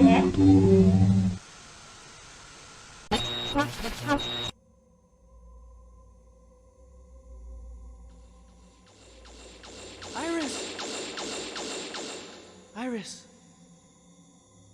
Sarah. Hang in there, Iris. Please, stay away from Replifos. Let's live together. In a world where only Reploids exist. Iris, there's no world just for Reploid. It's only a fantasy. Yes, I know, but I wanted to believe it. I wanted to live in a world where only Reploids exist with you. Iris!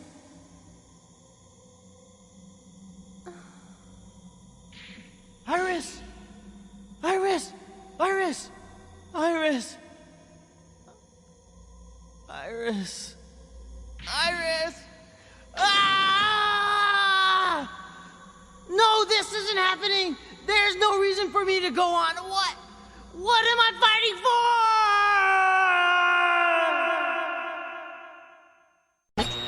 for?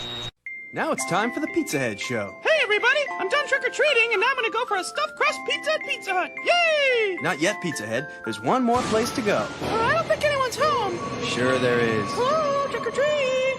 Interesting hieroglyphics on this pizza. Ah! Quick, Pizza Head, let's go upstairs. Hey, who is here anyway? It's your host, Count Steve. Oh, nice place. You got it. Ah! I want to go to Pizza Hut now! The Count will be happy to give you a lift. Oh, hey, put me down! Put me down! See you next time. I know a place that's peaceful and quiet. A place where animals play. It's called the forest, but every year we start forest fires. A careless match, a cigarette, and poof, fire. So the next time you're in the forest, be extra careful, okay? If you knew it was me, would you have listened?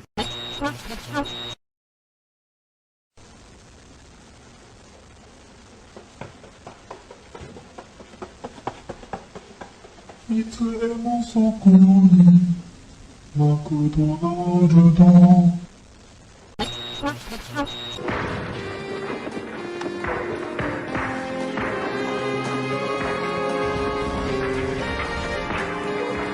hold it down out there? You guys are always fighting!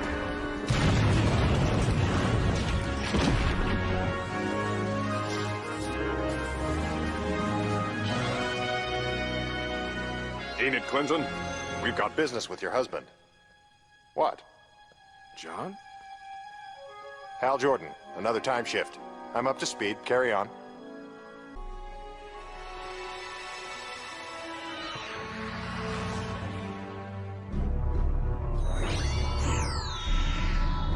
booby traps.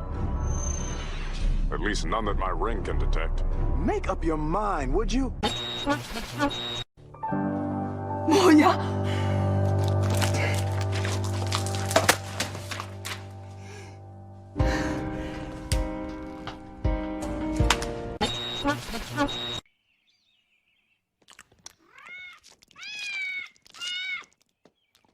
Have you noticed any change in Bart?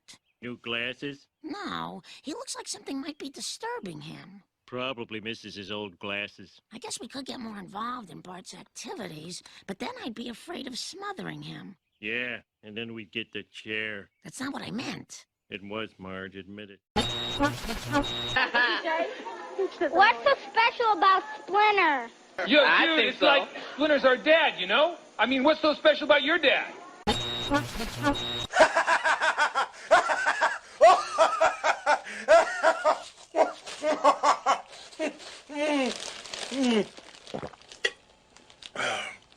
Pepsi for TV game.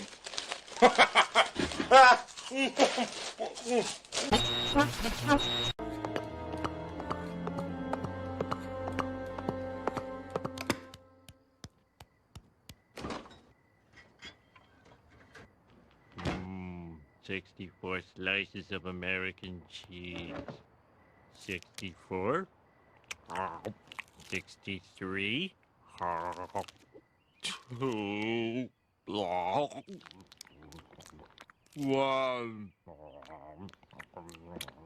Have you been up all night eating cheese? I think I'm blind. What? Good day to you.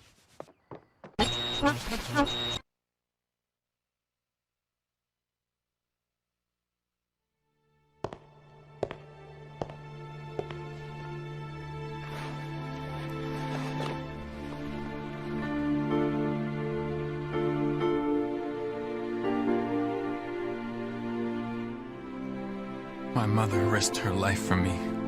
And now you, too.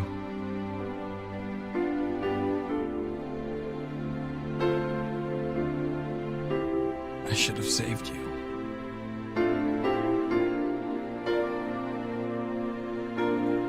I should have been the one to fill your dark soul with light!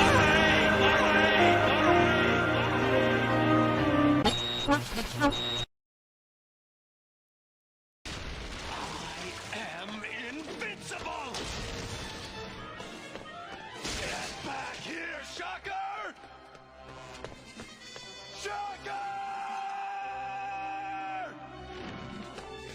You can't escape me! I'll chase you to the ends of the earth! I defeated you once, and I shall do it again! No, Magneto. I let you win before, in order to learn your plan, to trap you. But now the victory belongs to the Fantastic Four. Fool! Have you forgotten my invincible magnetic power? No mere weapon can stop me. With but a gesture, I can destroy it, or turn it against you. Behold! I'll make it leap from your hand, and make you its target. Now! Not this time, Magneto. This time I'm fighting for real. It's impossible! It cannot be! Nothing can defy my magnetic power! The Fantastic Four can. You're finished, Magneto. Surrender. You have no other choice. Why? Why will the gun not obey me? My power is gone. I'm helpless. Magnetism. It was my greatest weapon. Okay, Richards. We'll take care of him now. First, tell me, how did you do it? How did you take away my power? I didn't, Magneto. I merely tricked you. You lie. I couldn't control your gun. You made me lose my magnetism. You're wrong. I just guessed that you'd overlook one simple thing. Your magnetic power only works on metal, like all magnets. But my gun isn't real. I made it out of wood, specially to fool you. Wood? A wooden gun? That's why your power didn't work. And it's why you're a prisoner of the police now. Take him away, men. A wooden gun. He tricked me with a wooden gun. We can't bust heads like we used to, but we have our ways. Oh, you got it. One trick is to tell them stories that don't go anywhere. Like the time I caught the ferry over to Shelbyville. I needed a new heel for my shoe. So I decided to go to Morganville, which is what they call Shelbyville in those days. So I tied an onion to my belt, which was the style at the time. Now, to take the ferry cost a nickel, and in those days, nickels had pictures of bumblebees on them. Give me 5 B's for a quarter, you'd say. Now, where were we? Oh, yeah. The important thing was that I had an onion on my belt, which was the style at the time. They didn't have white onions because of the war. The only thing you could get was those big yellow ones.